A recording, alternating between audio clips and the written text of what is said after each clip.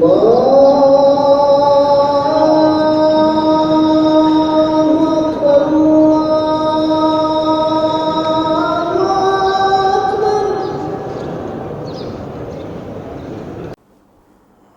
باللہ من الشیطان الرجیم بسم اللہ الرحمن الرحیم اقترب للناس حسابهم وهم فی غفلۃ معرضون۔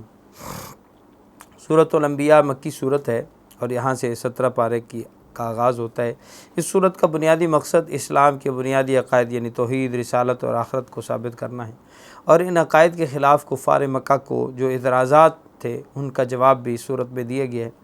خصوصاً ان کا بڑا اعتراض نبی کریم صلی اللہ علیہ وسلم پر یہ تھا کہ ایک بشر کو، ایک انسان کو ہمارے لیے پیغمبر بنا کر کیوں بھیجا گیا۔ اللہ تعالیٰ نے اس کا جواب دیا کہ انسانوں کے پاس پیغمبر انسان ہی آئے گا۔ اگر یہاں پہ فرشتے بستے ہوتے تو ظاہر ہے کہ ان کے پاس فرشتے کو نبی اور رسول بنا کے بھیجا گیا۔ اور ساتھ ہی یہ کہ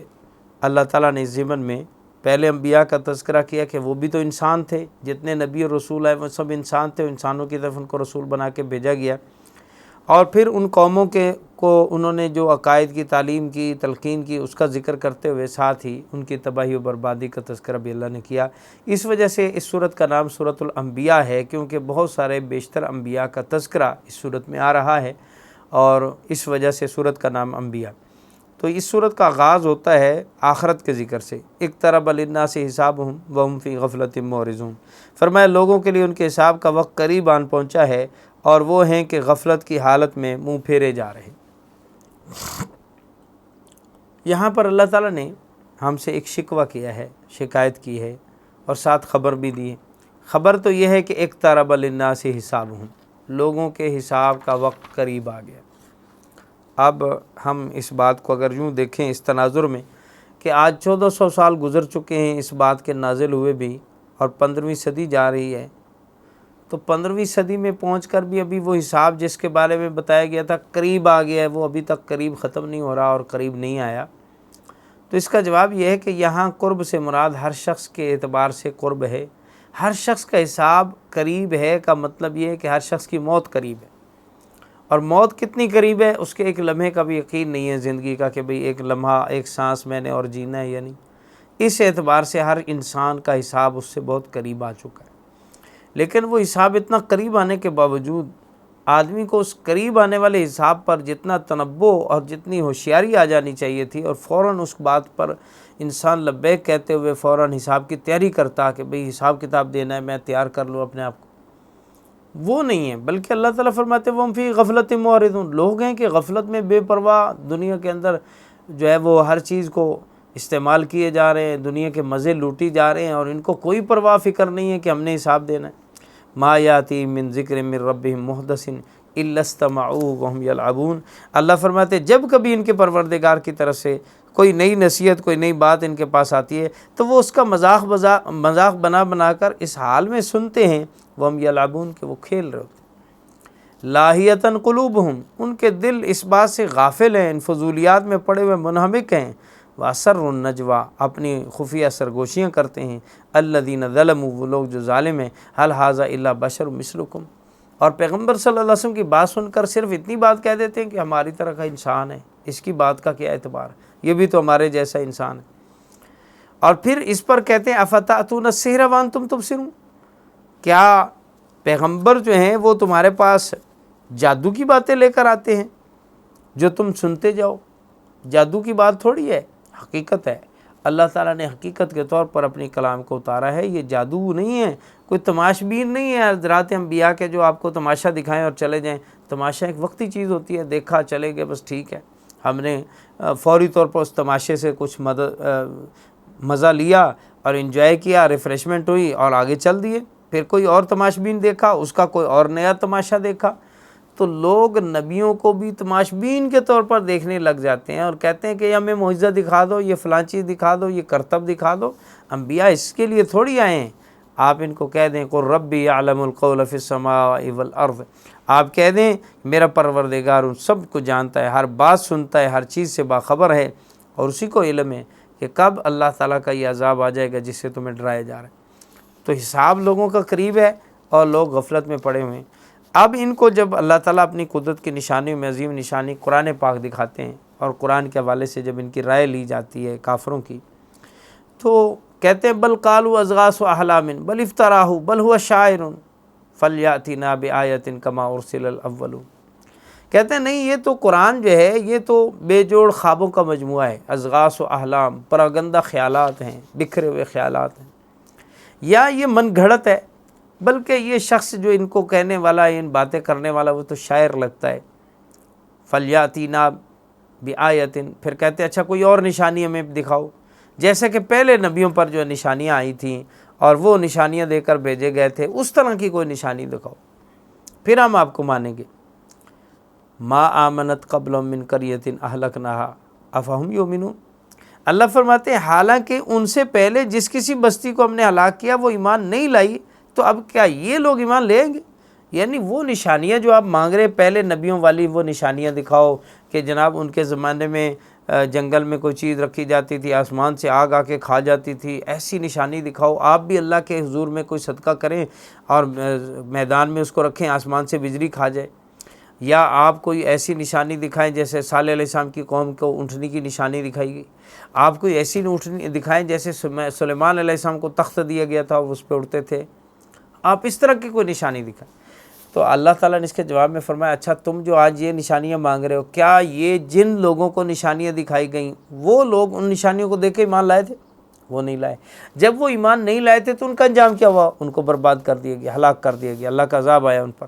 تو جب ان پہ اللہ کا عذاب آیا تو تم کیسے اس پر ایمان لاؤ گے؟ وہ نشانیاں تمہیں دکھائی جائیں گی، تم بھی انکار کرو گے، تم پر بھی اللہ کا عذاب آئے گا۔ وما ارسلنا قبلک الا رجالا نوحی الیہم۔ رہ گئی بات کہ یہ نبی اور رسول پیغمبر جو ہیں وہ انسان کیوں ہیں؟ آپ ذرا پوچھو اہل علم سے، پہلے اہل کتاب سے پوچھ لو، ان کے بھی جتنے بھی نبی اور رسول آئے وہ سب مرد ہی تھے اور انسان ہی تھے۔ فاسألوا اہل الذکر ان کنتم لا تعلمون، پوچھ لو علم والوں سے اگر تم نہیں جانتے۔ اور نبی اور رسول انسان ہوتا ہے اور انسانی سارے تقاضے بھی اس میں موجود ہوتے ہیں۔ فرمایا وما جعلناہم جسدا لا یاکلون الطعام وما کانوا خالدین، ہم نے پہلے نبیوں کو ایسا جسم نہیں بنایا تھا کہ جو کھاتے پیتے ہی نہ ہوں، ان کو کھانے کی ضرورت نہ ہو۔ اور یہ اعتراض کرتے ہوئے کہتے ہیں ما لہذا الرسول یاکل الطعام ویمشی فی الاسواق، یہ کیسا رسول ہے، روٹی بھی کھاتا ہے، بازار بھی جاتا ہے، رسول تو ایسا نہیں ہونا چاہیے، اس کو دنیاوی کاموں سے کیا غرض ہے، نبی تو بس اللہ اللہ کرے۔ تو بھئی پہلے رسول بھی ایسے جسم والے نہیں تھے کہ کھاتے پیتے نہ ہوں، اور نہ ہی وہ ایسے تھے کہ دنیا میں ہمیشہ بس گئے ہوں اور ان پہ کبھی موت نہ آئی ہو، بلکہ زندگی، موت اور زندگی کے جتنے عوارضات، کھانا پینا، شادی بیاہ، بچے، سب چیزیں، یہ عوارضات ان کے ساتھ بھی لگے ہوئے تھے۔ ثم صدقناہم الوعد فانجیناہم ومن نشاء واہلکنا المسرفین، پھر ہم نے کیا کیا؟ جو نبیوں سے وعدے کیے تھے ہم نے پورے کر دیے۔ جن لوگوں نے ان پہ ایمان قبول کیا ان کو ہم نے نجات دے دی، جو لوگ ان کے خلاف سرکشی کر رہے تھے اللہ نے ان کو عذاب میں مبتلا کر دیا، اور ان حد سے بڑھنے والوں کو اللہ تعالیٰ نے ہلاک کر دیا۔ فَمَا لَقَدْ أَنزَلْنَا إِلَيْكُمْ كِتَابًا فِيهِ ذِكْرُكُمْ أَفَلَا تَعْقِلُونَ، اب ہم نے تمہارے پاس بھی ایک ایسی کتاب اتاری ہے جس میں تمہارے لیے نصیحت ہے، کیا پھر بھی تم اس کو سمجھتے ہو؟ کیا اس کو سمجھنا چاہتے ہو کہ اس کتاب میں تمہارے لیے ذکر ہے؟ اس آیت کا ترجمہ یہ بھی ہو سکتا ہے کہ ہم نے تمہارے پاس ایک ایسی کتاب اتاری ہے جس میں تمہارے ہی ذکر خیر کا سامان ہے۔ اس صورت میں مطلب یہ کہ یہ کتاب عربی زبان میں نازل کی گئی ہے جس کے براہ راست مخاطب تم عرب لوگ ہو، اور یہ تمہارے لیے بہت بڑے اعزاز کی بات ہے کہ اللہ نے اپنا آخری کلام تمہاری زبان میں نازل کیا، اور اس سے رہتی دنیا تک تمہاری قوم کا ذکر ہوتا رہے گا، تمہاری عربیت کا ذکر ہوتا رہے گا۔ اس میں تمہارا ذکر ہے، یعنی تمہاری زبان کا ذکر، اور اس میں یہ بھی مطلب ہے کہ ہم نے تمہارے پاس ایک ایسی کتاب اتاری ہے جس میں تمہارا ذکر ہے، کا مطلب یہ ہے کہ اس میں تمہاری نصیحت کا ذکر ہے، تمہارے خیر و بلائی کی باتیں اس میں موجود ہیں۔ اور ایک اور عارفین نے جو اس کا معنی کیا کہ لقد انزلنا الیکم کتابا فی ذکرکم، ہم نے تمہارے پاس ایک ایسی کتاب بھیجی ہے جس میں تمہارا ذکر ہے۔ کیا مطلب؟ تم اپنے آپ کو اس آئینے میں دیکھ سکتے ہو، اس کتاب میں اچھے لوگوں کا ذکر بھی ہے، برے لوگوں کا ذکر بھی ہے، کافروں کا ذکر بھی ہے، منافقوں کا ذکر بھی ہے۔ آپ ذرا اس کو پڑھ کر پھر اپنے اندر جھانک کر دیکھو، آپ مشرکین میں سے ہو، آپ منافقین میں سے ہو، آپ مومنین میں سے ہو، آپ مخلصین میں سے ہو، آپ انبیاء کے ماننے والوں سے کن میں سے ہو، آپ کا ذکر بھی آپ کو اس قرآن میں ملے گا۔ افلا تعقلون، ذرا غور و فکر کر کے دیکھو تو صحیح، ہر آدمی کو اپنا ذکر قرآن میں مل جائے گا۔ یہ ایسا آئینہ ہے، ہر ایک کی کو اپنی صورت دکھاتا ہے کہ تمہارے داغ تو نہیں چہرے پر لگے ہوئے، کوئی دل پر داغ تو نہیں لگے ہوئے، تمہارے اندر ایمان ہے، عمل ہے، کیسے ہو، کہاں کھڑے ہو، جنت میں جا رہے ہو، جہنم میں جا رہے ہو، ہر ایک کا ذکر اللہ نے اس قرآن میں رکھا۔ وَكَمْ قَصَمْنَا مِنْ قَرْيَةٍ كَانَتْ ظَالِمَةً۔ اللہ تعالیٰ نے آگے پھر مزید بستیوں کی ہلاکتوں کا تذکرہ کرتے ہوئے بڑے عجیب پیرائے میں موجودہ انسانوں کو اس بات پر ابھارا اور دیکھا۔ فرمایا کہ دیکھو جو ظلم تم برپا کیے ہوئے ہو، جن برائیوں میں آج تم مبتلا ہو، انہی برائیوں کی وجہ سے کتنی بستیاں ہم نے ہلاک کر ڈالیں، پھر ان کی جگہ نئی قومیں، نئی بستیاں ہم نے اس وقت پیدا کر دیں۔ فَلَمَّا أَحَسُّوا بَأْسَنَا إِذَا هُم مِّنْهَا يَرْكُضُونَ۔ پھر کیا ہوا؟ جب اللہ تعالیٰ نے ان کے اوپر عذاب کو بھیجا تو ایک دم وہ وہاں سے بھاگنے لگ گئے۔ جب اللہ کے عذاب کی بنبناٹ، ہر طرف سے عذاب کی آوازیں آنے لگیں، اپنے وہ گھر، اپنے بہترین محلات، سب چیزیں چھوڑ کر نکلے وہاں سے، بچ کے نکل جائیں کہیں۔ اللہ تعالیٰ فرماتے ہیں ہم نے حکم دیا لا ترکضوا، اب بھاگو نہیں، ورجعوا الی ما اترفتم فی، واپس جاؤ ان اپنے عیاشی کے اڈوں میں، اپنے عیاشی کے گھروں میں، اپنے بہترین محلات میں جاؤ، ومساکنکم، اپنی رہائش گاہوں میں جاؤ، لعلکم تسألون، شاید کہ اب بھی تم سے کچھ پوچھا جائے۔ کیا پوچھا جائے؟ حضرات مفسرین اس کے بارے میں ایک تو یہ فرماتے ہیں کہ تم سے پوچھا جائے کا مطلب یہ ہے کہ تم تو بڑی پوچھ تاچھ رکھنے والے لوگ تھے، ہر وقت تمہارے نوکر خادم حاضر، صاحب کیا حکم ہے، صاحب کیا کھائیں گے، صاحب کیا پئیں گے، تم سے پوچھا جاتا تھا، اور اب تمہیں کیا ہوا، اپنے ان رہائش گاہوں کو، اپنے ان مراکز کو چھوڑ کر کہاں جا رہے ہو؟ کیوں اللہ کے عذاب کو دیکھ کر اس کی آواز سن کے بھاگے جا رہے ہو، اپنے ان محلات اور گھروں کو، بہترین اپنی رہائش گاہوں کو چھوڑ رہے ہو؟ شاید واپس جاؤ، تمہارے نوکر ملازم اب بھی تم سے پوچھیں صاحب کیا چلے گا، کیا کھاؤ گے، کیا پسند کرو گے، شاید اب بھی تم سے پوچھا جائے، اب ڈرتے کیوں ہو، بھاگتے کیوں ہو؟ دوسرا معنی یہ کہ جاؤ، واپس جاؤ، اب بھی شاید تم سے پوچھا جائے۔ کیا پوچھا جائے؟ لوگ اپنی ہر چیز ایسی بنا کے رکھتے تھے کہ یہ میرا مکان ایسا ہو، لوگ گزرنے والے پوچھیں یہ کس کا گھر ہے، یہ کس کی گاڑی ہے، یہ کس کا بنگلہ ہے، یہ نوکر چاکر کس کے پھر رہے ہیں۔ شاید جاؤ، تمہاری عیش و عشرت کے بارے میں اب بھی تم سے پوچھا جائے کہ یہ مکان کس کا ہے۔ گرچہ ایسا تو اب نہیں رہے گا، کیونکہ جب اللہ کا عذاب آ گیا تو اللہ نے تو ملیہ میٹ کر دینا تھا سب کچھ۔ تو یہ ان کو فرمانا کہ جاؤ، بھاگ کہاں رہے، واپس جاؤ، اپنے مکانوں کے پاس کھڑے ہو، شاید اب بھی پوچھا جائے یہ مکان کس کا گرا پڑا ہے۔ تو یہ بطور طنز کے تھا، یہ جملہ اللہ رب العزت نے ان کے عیش و عشرت کے انہماک کی وجہ سے اور ان کے مال و دولت کی محبت میں انہماک کی وجہ سے جملہ سنایا کہ اب عذاب سے بھاگتے کیوں ہو؟ جاؤ اپنی چیزوں کے پاس کھڑے ہو کر دیکھو، شاید اب بھی تمہاری پوچھ تاچھ ہو، اب بھی تم سے پوچھا جائے صاحب کیا حکم ہے، اب بھی پوچھا جائے یہ مکان کس کا، یہ کوٹھی کس کی، یہ گاڑی کس کی ہے۔ قالوا یا ویلنا انا کنا ظالمین۔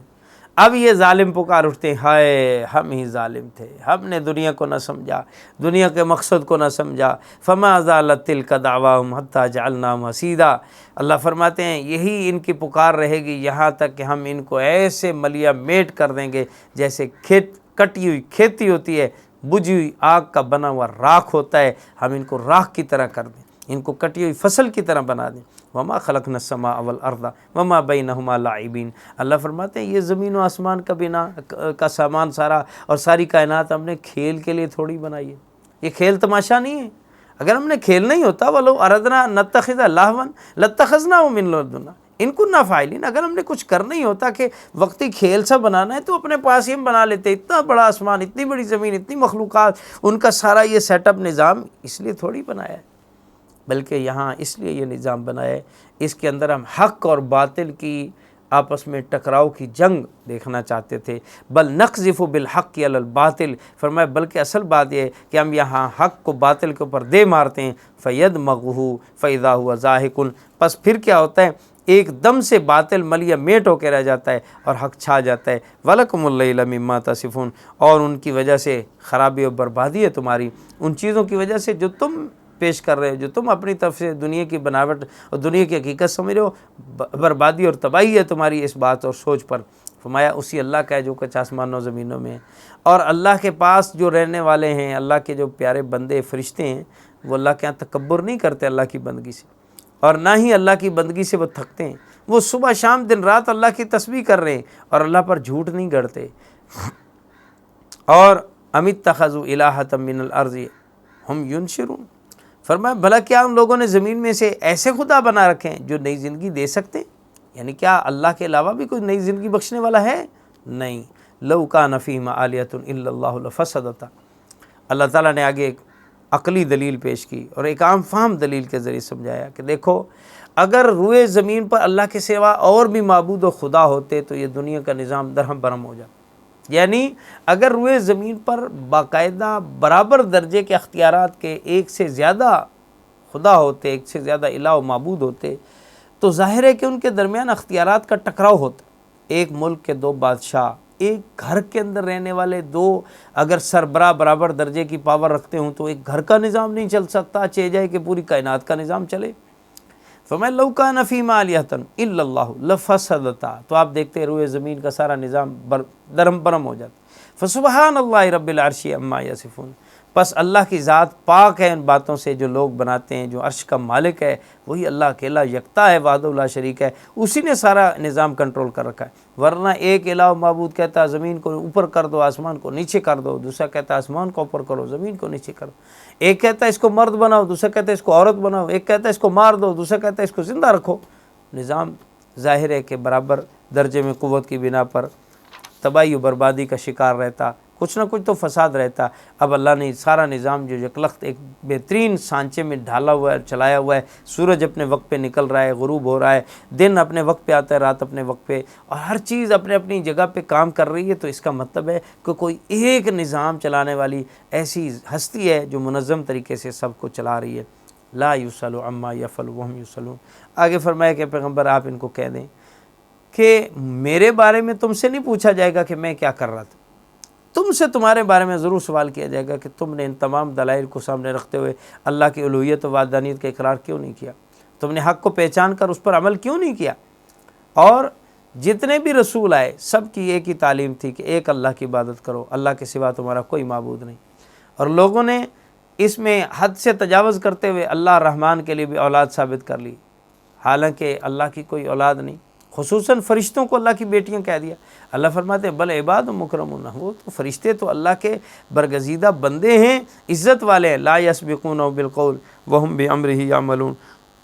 وہ تو اپنی بات بھی اللہ کے حکم کے آگے نہیں بڑھا سکتے، اور جو ان کو آرڈر ملتا ہے اسی کے مطابق عمل کرتے ہیں۔ اور اللہ تعالیٰ سب جانتے ہیں جو تمہارے آگے ہے، جو تمہارے پیچھے ہے، اور اللہ تعالیٰ کی ذات جب سب چیزوں پہ قادر ہے، اسے کیا ضرورت ہے اولاد کی، اس کو کیا مدد کی اور تعاون کی ضرورت ہے۔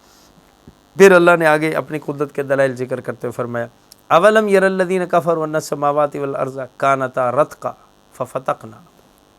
کیا ان لوگوں نے نہیں دیکھا، زمین و آسمان کو، ان کافروں نے،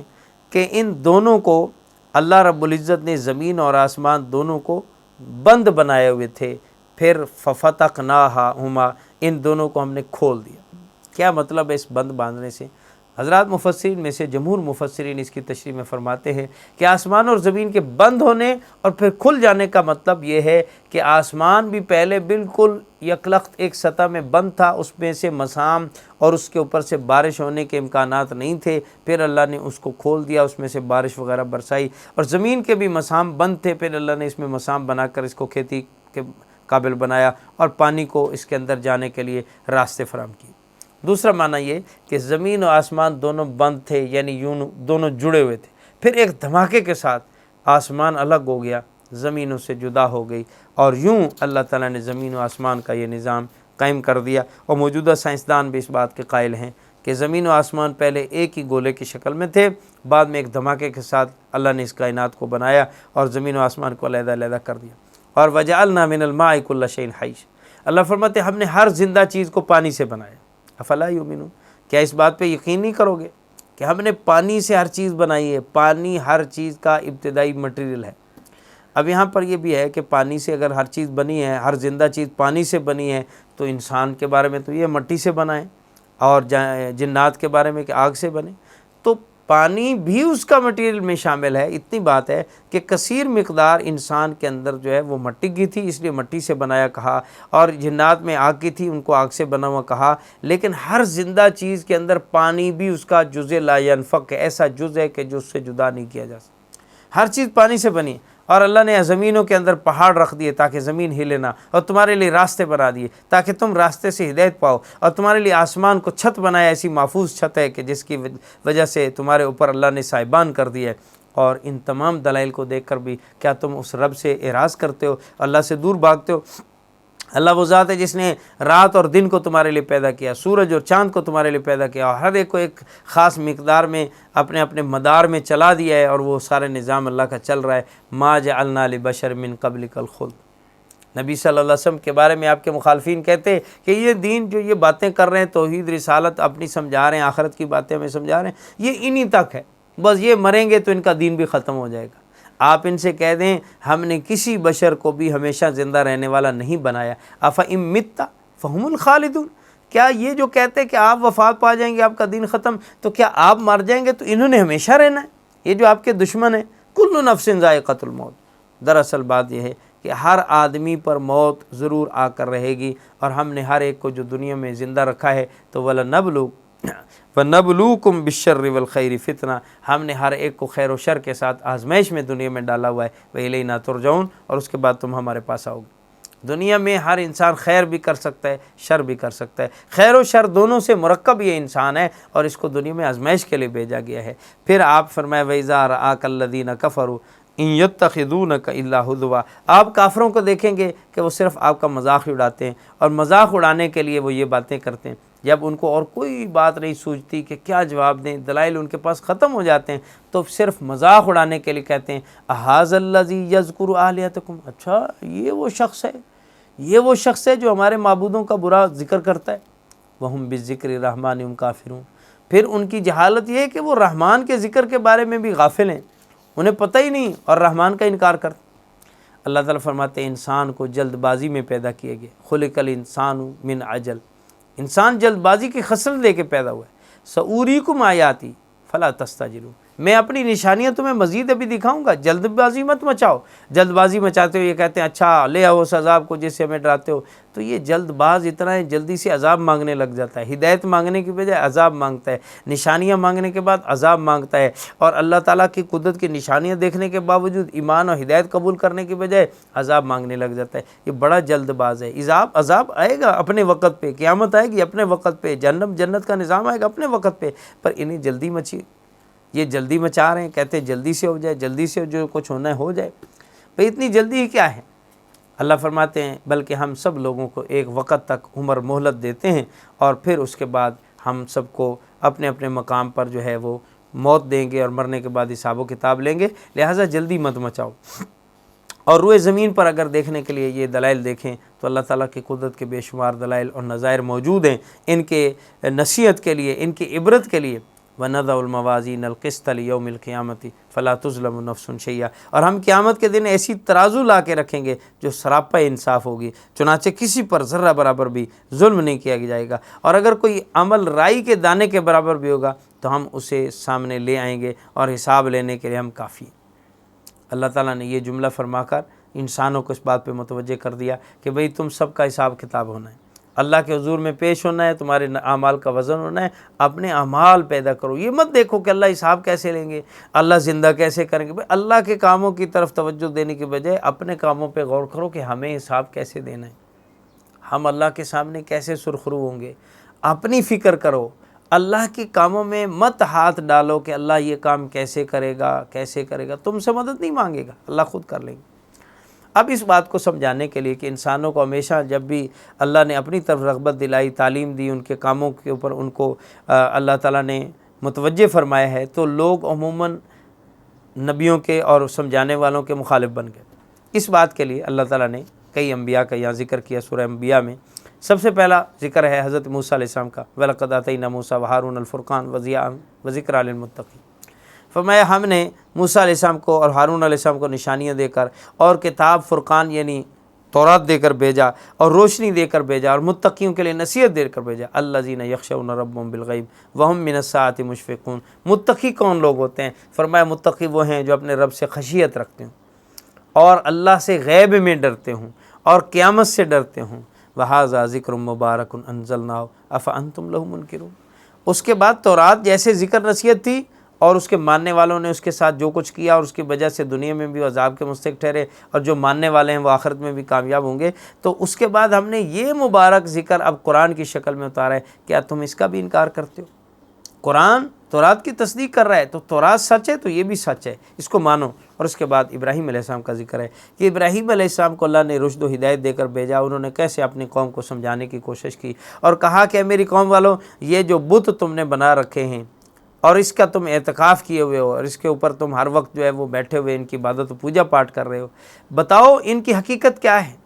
قالوا وجدنا آباءنا لها عابدین، کہنے لگے ہمیں تو اس کا کچھ پتہ نہیں کہ ان کی حقیقت کیا ہے یا یہ کتنا نفع نقصان کے مالک ہیں، ہم تو یہ دیکھتے ہیں ہمارے بڑے انہی کی پوجا کرتے آ رہے ہیں، ہم بھی اس لیے کر رہے ہیں۔ قال لقد کنتم انتم وآباؤکم فی ضلال مبین، حضرت ابراہیم علیہ السلام نے بڑے کھلے انداز میں اور بڑے زوردار انداز میں کہا تم بھی اور تمہارے بڑے بھی سب گمراہی میں ہو، تم بھی غلط ہو، تمہارے بڑے بھی غلط تھے۔ قالوا اجئتنا بالحق ام انت من اللاعبین، کہنے لگے تعجب سے، اچھا ابراہیم بڑوں کے بارے میں اتنی بڑی بات آپ نے کہہ دی، آپ واقعی یہ بات سنجیدگی سے کہہ رہے ہیں یا ہمارے ساتھ مذاق کر رہے ہیں؟ قال بل ربکم رب السماوات والارض، میں مذاق نہیں کر رہا، اس میں کون سی مذاق والی بات؟ رب کے بارے میں بھی کوئی مذاق ہے؟ رب سچی بات یہ ہے رب کے بارے میں کہ رب وہ ہے جو تمہارا آسمان اور زمینوں کو پالنے والا ہے اور جس نے تمہیں بھی پیدا کیا ہے، اور وَأَنَا عَلَىٰ ذَلِكُم مِّنَ الشَّاهِدِينَ، میں اس بات پر تمہارا گواہ ہوں کہ تمہارا سچا رب وہ ہے، اس کو مانو۔ اور رہ گئی بات تمہارے یہ بت جن کی پوجا پاٹ کرو، ان کی کیا حقیقت ہے؟ میں ان کی مزید حقیقت تمہارے اوپر کھولوں گا جب تم لوگ یہاں سے جاؤ گے، مجھے موقع ملے گا تو میں ایک ایسا کام کروں گا کہ جس سے تمہیں ان کی حقیقت سمجھ میں آ جائے۔ فَجَعَلَهُمْ جُذَاذًا إِلَّا كَبِيرًا لَهُمْ، پھر ابراہیم علیہ السلام نے کیا قوم جب چلی گئی اور ان کو وقفہ ملا ایسا کہ جس میں کوئی دیکھنے والا نہیں تھا، تو ابراہیم علیہ السلام گئے اور ان کے بتوں کو پاش پاش کر کے رکھ دیا، توڑ دیے سارے بت سوائے ایک بڑے بت کے، لعلہم الیہ یرجعون، کہ شاید واپس پلٹ کے اس بڑے بت کا آسا پاسا دیکھیں اور کہیں کہ بھئی یہ بڑا کیوں بچ گیا، باقی کیوں مر گئے، شاید اس بڑے نے تو نہیں کیا۔ قالوا من فعل هذا بآلهتنا انه لمن الظالمین، قوم واپس آئی، بتوں کو دیکھا سارے ٹوٹے پڑے، کہنے لگے ہائے ہمارے بتوں کے ساتھ یہ ظلم کس نے کیا، کس نے کیا ہمارے بتوں کے ساتھ یہ کھلواڑ، بڑا ظالم ہے وہ شخص۔ قالوا سمعنا فتى یذکرهم یقال له ابراہیم، پھر آپس میں ایک دوسرے سے پوچھنے کون ایسا کر سکتا، کس کی جرت ہو سکتی، ہاں ایک نوجوان ہے جو ہمارے بتوں کے پیچھے پڑا ہوا ہے، ابراہیم اس کا نام ہے، لگتا ہے یہ کام اسی کا ہے، آؤ اس سے پوچھتے ہیں۔ فاتوا بہ علی اعین الناس، اس کو سب لوگوں کے سامنے لاؤ، اس سے پوچھ تاچھ کرتے ہیں۔ کہنے لگے اے ابراہیم کیا تم نے ہمارے بتوں کے ساتھ یہ کیا؟ قال بل فعلہ کبیرہم ھذا، ابراہیم علیہ السلام نے کہا نہیں بلکہ اس بڑے سے پوچھو، اس نے کیا ہوگا۔ فسألوہم ان کانوا ینطقون، اگر یہ بولتے ہیں تو ان بتوں سے پوچھو جو مر گئے، ہمیں کس نے مارا ہے، یا اس بڑے سے پوچھو یہ کس نے کیا، یہ تو صحیح سلامت کھڑا ہے۔ عقلی بات ہے کہ بڑے کو تو سب کی حفاظت کرنی چاہیے تھی، سوائے اس کے کہ یہ ہو سکتا ہے کہ بڑا خود غصے میں آ گیا ہو اور اس نے ہی سب کو مار دیا ہو، تو یہ بھی ممکن ہے، یا دوسری صورت کہ جب یہ سب کا رکھوالا تھا تو اس کو حفاظت کرنی چاہیے تھی، اگر یہ دوسروں سے حفاظت نہیں کر سکا تب بھی اس سے پوچھو، اور اگر اس نے خود مارا ہے تو تب بھی اس سے پوچھو، اسی نے کچھ کیا ہوگا، اس ساری بات اسی پہ جا کے ختم ہوتی ہے، جاؤ اس بڑے سے پوچھو۔ فرجعوا الی انفسہم، اب یہ بات سن کر اپنے آپ کی طرف لوٹے، اپنے آپ میں دل میں سوچو بچار کر کے، فقالوا انکم انتم الظالمون، اپنے آپ میں کہنے لگے واقعی اصل میں ظالم تو ہم ہی ہیں، غلطی ہماری ہے کہ ہم ان بتوں کو خدا بنائے پھر رہے تھے، اور یہ خدا بھی اب اپنا آپ نہ بچا سکے، جو اپنا آپ نہیں بچا سکے انہوں نے ہماری کیا حفاظت کرنی ہے۔ حقیقت تو یہی ہے کہ ظالم تو ہم خود ہی ہیں۔ لیکن ثم نکسوا علی رؤوسہم، پھر سر نیچے ڈالے، اور سر نیچے ڈال کر اپنے آپ کے بارے میں کہنے لگے کہ اگر ہم نے یہ بات تسلیم کر لی کہ ہم ہی ظالم تھے، ہم غلط تھے، ہم جھوٹے تھے، ہمارا جھوٹا مذہب تھا، اگر ہم نے تسلیم کر لیا تو پھر ہمارا مذہب کیا رہ جائے گا، ہماری کیا حقیقت رہ جائے گی۔ اس لیے فوراً اب دوبارہ طیش میں آئے، بتوں کی مدد کرنے کے اوپر اترے، کہتے ہیں لقد علمت ما ہؤلاء ينطقون، ابراہیم آپ کو تو پتہ ہی ہے کہ یہ بولتے نہیں ہیں، اور بولنے کے نہ بولنے کے باوجود ہم ان کی پوجا کرتے آ رہے ہیں، آپ کو پتہ ہی ہے، پھر آپ ہم سے ایسے سوال کر کے ہمیں خواہ پریشان کر رہے ہیں۔ افتعبدون من دون اللہ ما لا ينفعکم شیئا ولا یضرکم، ابراہیم علیہ السلام نے فرمایا اف ہے تمہارے اوپر، پھر کیا تم ان کی عبادت کرتے ہو جو نفع نقصان کے مالک نہیں، کیوں ان کی عبادت کرتے ہو، تمہیں اتنی عقل نہیں۔ اب اس بات پر بجائے وہ اس بات کو سمجھنے کے اور ٹھنڈے دل سے لینے کے، وہ جل جاتے ہیں، اور جل کر پھر جلنے کے نتیجے میں اپنی جلن نکالنے کے لیے کہتے ہیں حرقوا وانصروا آلیہتکم ان کنتم فاعلین، آؤ اس ابراہیم کو جلا دیں اور اپنے بتوں کی مدد کریں، اپنے بتوں کی مدد کریں۔ یہ جملہ کہہ کر خود ہی بتوں کی حقیقت واضح کرتے ہیں۔ ابراہیم علیہ السلام کے ساتھ قوم نے پھر یہ کیا کہ اپنے بتوں کی مدد کرنے کے لیے ان کو آگ میں ڈالتے ہیں۔ انہوں نے ہمارے خدا توڑ کر ہمارا دل جلایا ہے، ہم نے بدلہ لے کر ان کو جلانا ہے۔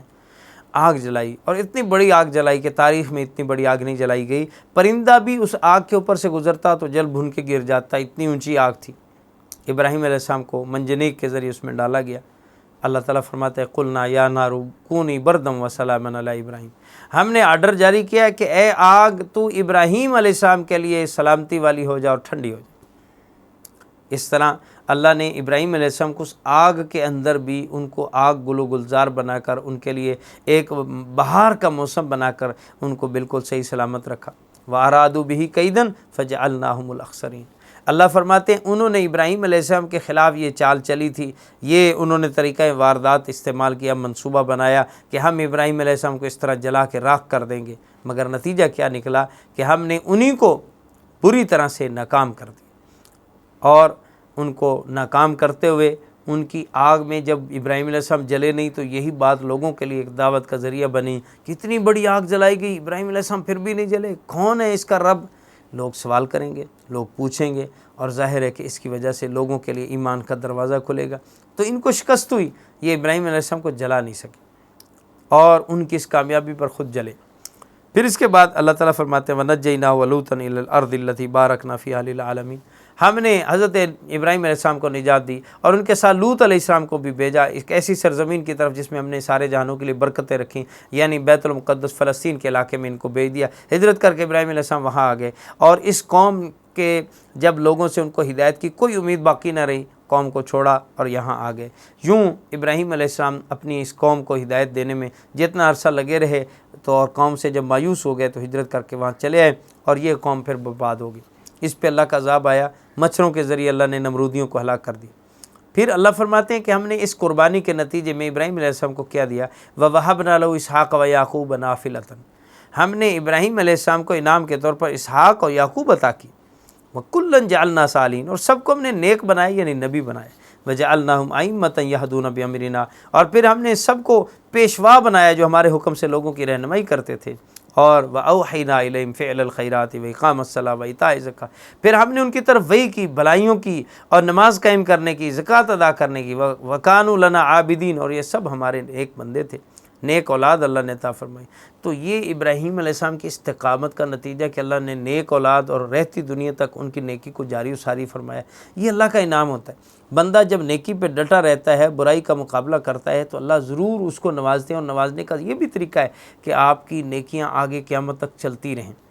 اور پھر اسی طرح وَلُوطًا آتَيْنَا حُکْمًا وَعِلْمًا وَنَجَّيْنَاهُ مِنَ الْقَرْيَةِ الَّتِي كَانَتْ تَعْمَلُ الْخَبَائِثَ، پھر لوط علیہ السلام کا ذکر کیجئے کہ جن کو ہم نے حکمت سے نوازا، علم سے، نبوت سے نوازا، اور پھر ہم نے ان کو اس بستی سے نجات دی جس بستی کے رہنے والے بڑا خبیث اور گھٹیا قسم کا کام کرتے تھے، اِنَّهُمْ كَانُوا قَوْمًا سُوءٍ فَاسِقِينَ، فرمایا وہ بہت برا عمل کرنے والے، یعنی ہم جنس پرستی میں مبتلا تھے، ہم نے لوط علیہ السلام کو، ان کے ماننے والوں کو نجات دی اور بستی والوں کو ہلاک کر دیا۔ اسی طرح نوح علیہ السلام کا تذکرہ کیجئے، اذ نادیٰ من قبل، جب انہوں نے اپنے رب کو پکارا، فاستجبنا لہ ونجیناہ، پھر ہم نے ان کی دعا قبول کی، ان کو نجات دی، واہلہ من الکرب العظیم، ایک بہت بڑے کرب سے، ونصرنا من القوم الذین کذبوا بآیاتنا، اور اس قوم کے خلاف ان کی مدد کی جو ہماری آیتوں کو جھٹلا رہے تھے، اور پھر ان کی قوم کو ہم نے برے طریقے سے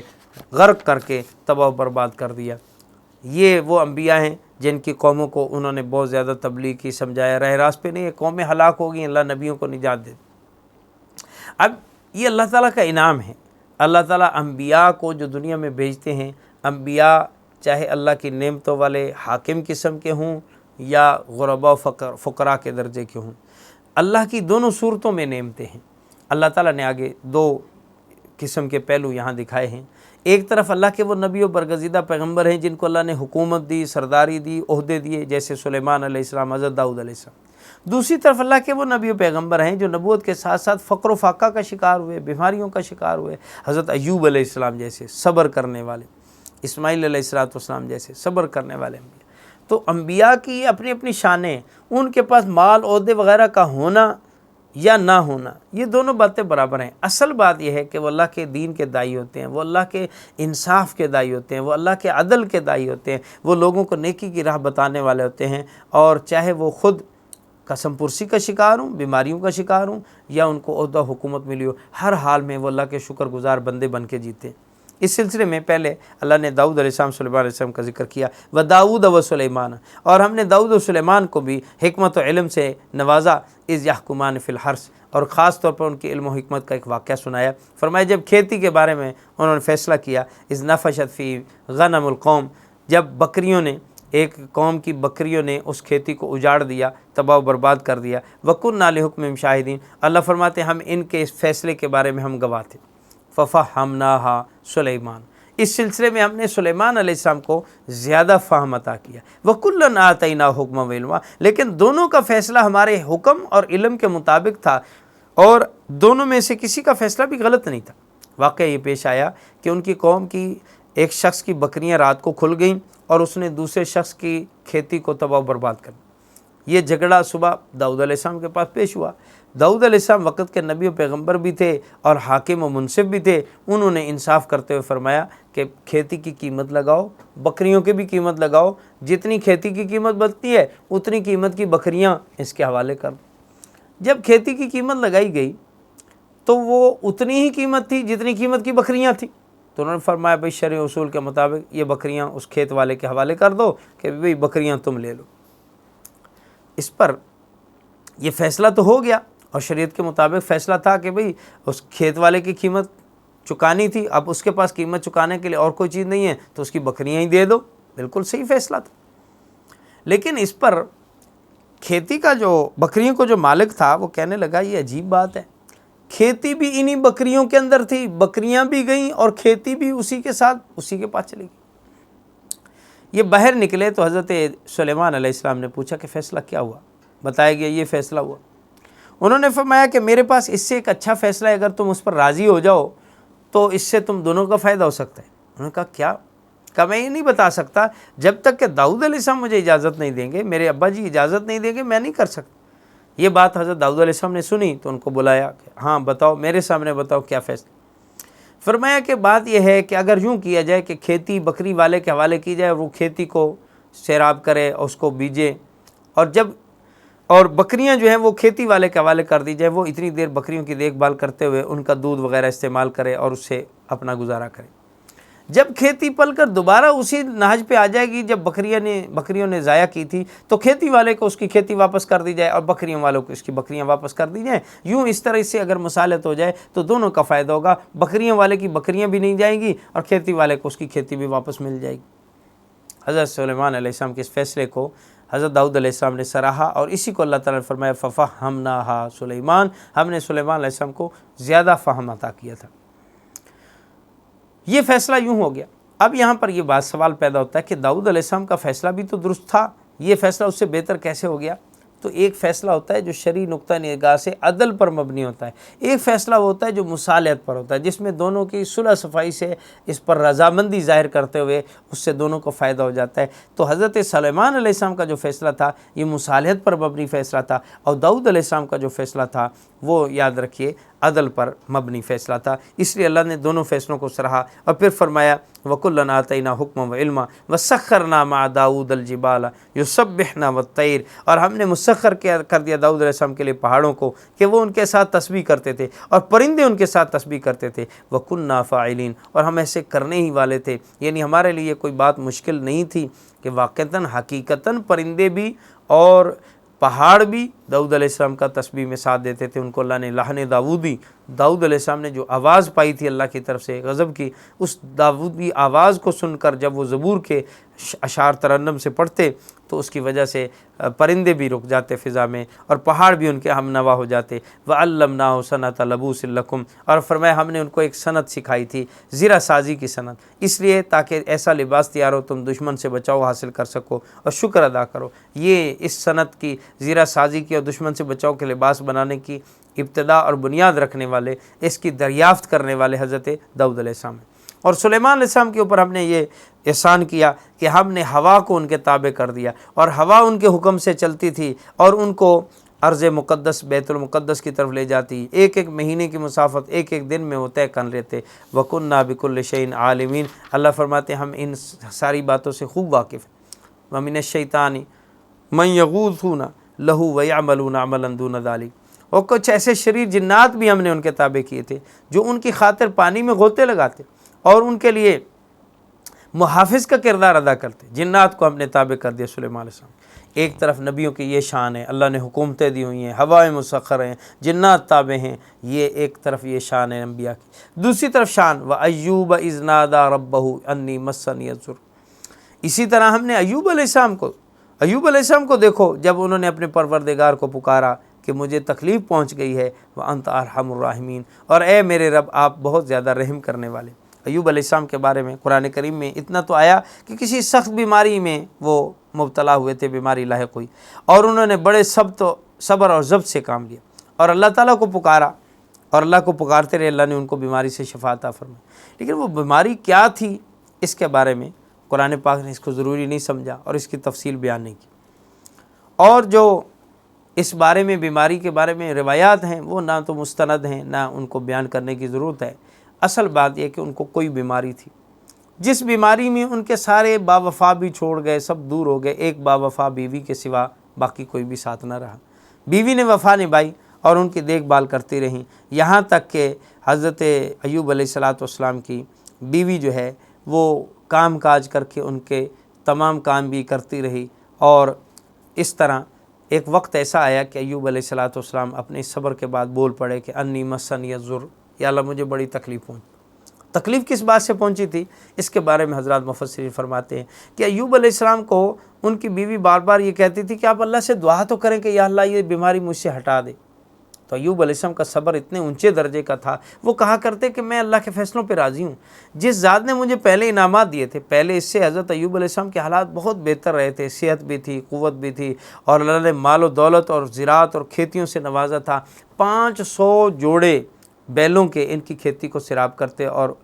کھیتی باڑی کیا کرتے تھے، اور اتنے ہی افراد ان کے غلام نوکر چاکر ملازم تھے۔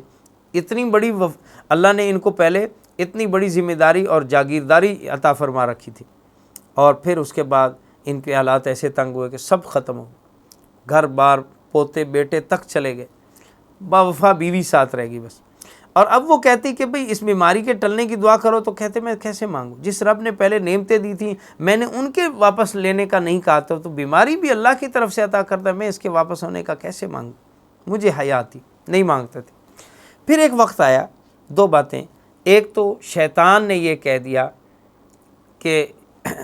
ان کی بیوی سے کہا کہ اگر آپ ایوب علیہ السلام کو اس بات پہ راضی کر لیں کہ وہ میرے نام کی مجھ سے مدد مانگ لیں تو میں ان کی بیماری دور کر دوں گا۔ اس بات پر حضرت ایوب علیہ السلام کو جب یہ بات پہنچی کہ شیطان بھی میرے بارے میں ایسا کر کے میری بیوی کو ورغلانا چاہتا ہے، اس بات سے ان کو تکلیف پہنچی۔ کہا یا رب اب تو شیطان بھی ورغلانے پہ آ گیا، مجھے اس بات سے تکلیف پہنچی۔ اور دوسری جو اس سے بھی بڑی اہم بات تھی کہ حضرت ایوب علیہ السلام نے فرمایا مجھے تکلیف پہنچی، وہ یہ کہ لوگ یہ باتیں کرنے لگ گئے کہ ایوب علیہ السلام سے نہ جانے کون سا ایسا گناہ ہو گیا ہے، اللہ نے ان کو اس گناہ کی پاداش میں اتنی بڑی بیماری، اتنی بڑی سزا میں کوئی اللہ کی پکڑ آ گئی ان پہ، کسی گرفت میں آ گئے۔ اب ایوب علیہ السلام نے نہ تو کوئی گناہ کیا تھا، نہ اللہ کی گرفت تھی، اللہ کی آزمائش تھی، ابتلا تھا، اور اللہ کی طرف سے اس میں حکمتیں تھیں۔ لوگوں کا یہ کہنا کہ اللہ کی ان پہ گرفت آ گئی ہے، یا اللہ نے ان کو کسی جرم میں پکڑ لیا ہے، یا کسی گناہ کی پاداش میں ان کو یہ سزا مل رہی ہے، فرمایا اس بات سے مجھے بہت تکلیف پہنچی ہے کہ میرے رب کے بارے میں لوگ بدگمان ہو گئے۔ یہ تھی تکلیف بیماری کے لیے نہیں کہا انی مسنی الضر، مجھے بیماری کی تکلیف پہنچی ہے، فرمایا لوگوں کی باتوں سے مجھے تکلیف پہنچی ہے، وانت ارحم الراحمین، یا اللہ آپ رحم کرنے والے ہیں، رحم فرما کر ایسے حالات پیدا کر دیجئے کہ لوگوں کے منہ بند ہو جائیں۔ اللہ فرماتے ہیں ہم نے ان سے تکلیف ہٹا دی، اور پھر وآتیناہ اہلہ ومثلہم معہم رحمۃ من عندنا، ہم نے اپنی جناب سے ان کو یہ اہل بھی واپس لوٹا دی، اتنی اولاد بھی ان کو واپس کی، اتنا مال بھی ان کو دے دیا اور اس سے ڈبل کر دیا۔ وذکر للعابدین، اور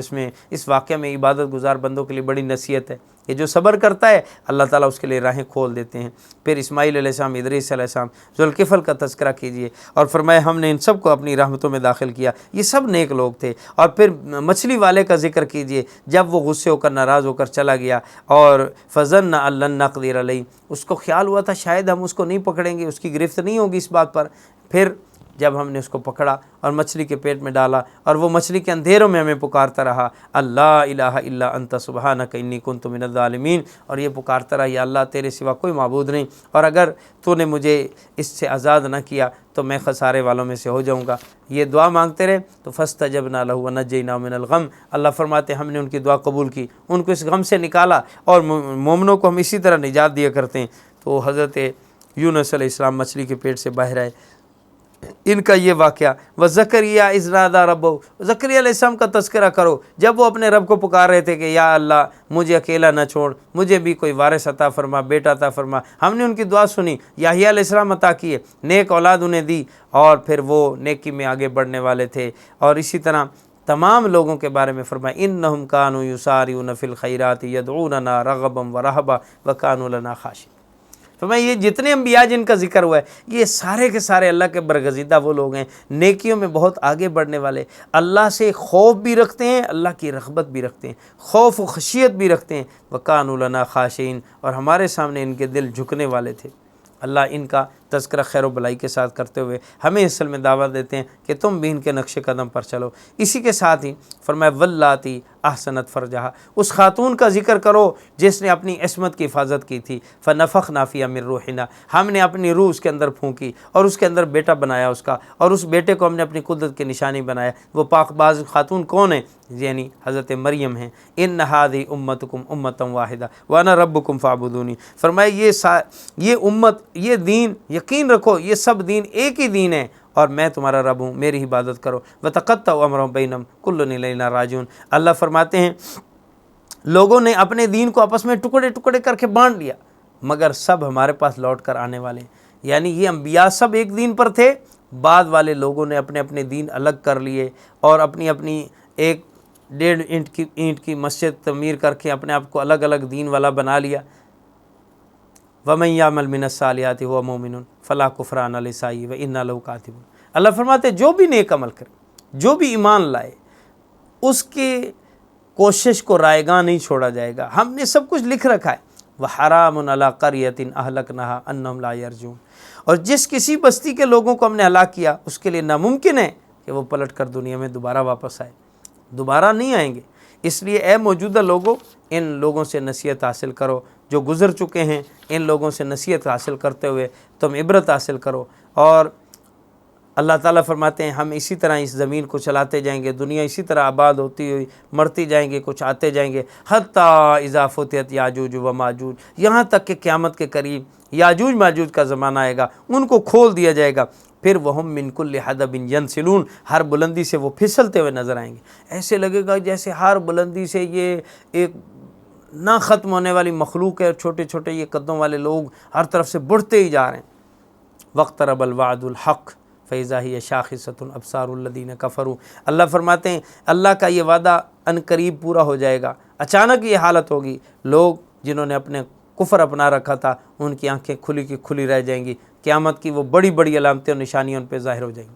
قیامت کی بڑی نشانیوں میں سے یاجوج ماجوج کا ظاہر ہونا، قیامت کی بڑی نشانیوں میں سے عیسیٰ علیہ السلام کا واپس تشریف لانا، حضرت مہدی کا ظہور، اور پھر قیامت کی بڑی نشانیوں میں سے مشرق کی بجائے سورج کا مغرب سے طلوع ہو جانا، یہ بہت بڑی نشانی ہوگی۔ اس نشانی کے بعد یہ قیامت کی آخری بڑی نشانی ہوگی، اس کے بعد توبہ کا دروازہ بند ہو جائے گا۔ اللہ تعالیٰ یہاں ان نشانیوں کی طرف یہ رغبت دلاتے ہوئے ہمیں اس بات کی تعلیم دے رہے ہیں کہ دیکھو ان نشانیوں کے آنے سے پہلے پہلے توبہ کر لو، اپنے آپ کو ٹھیک کر لو۔ اگر تم مر گئے اور ختم ہو گئے اور پہلی بستیوں کی طرح تمہارا نام و نشان مٹ گیا تو قیامت تک تمہیں دوبارہ موقع نہیں ملنے والا، دوبارہ تم نے زمین میں پلٹ کے نہیں آنا۔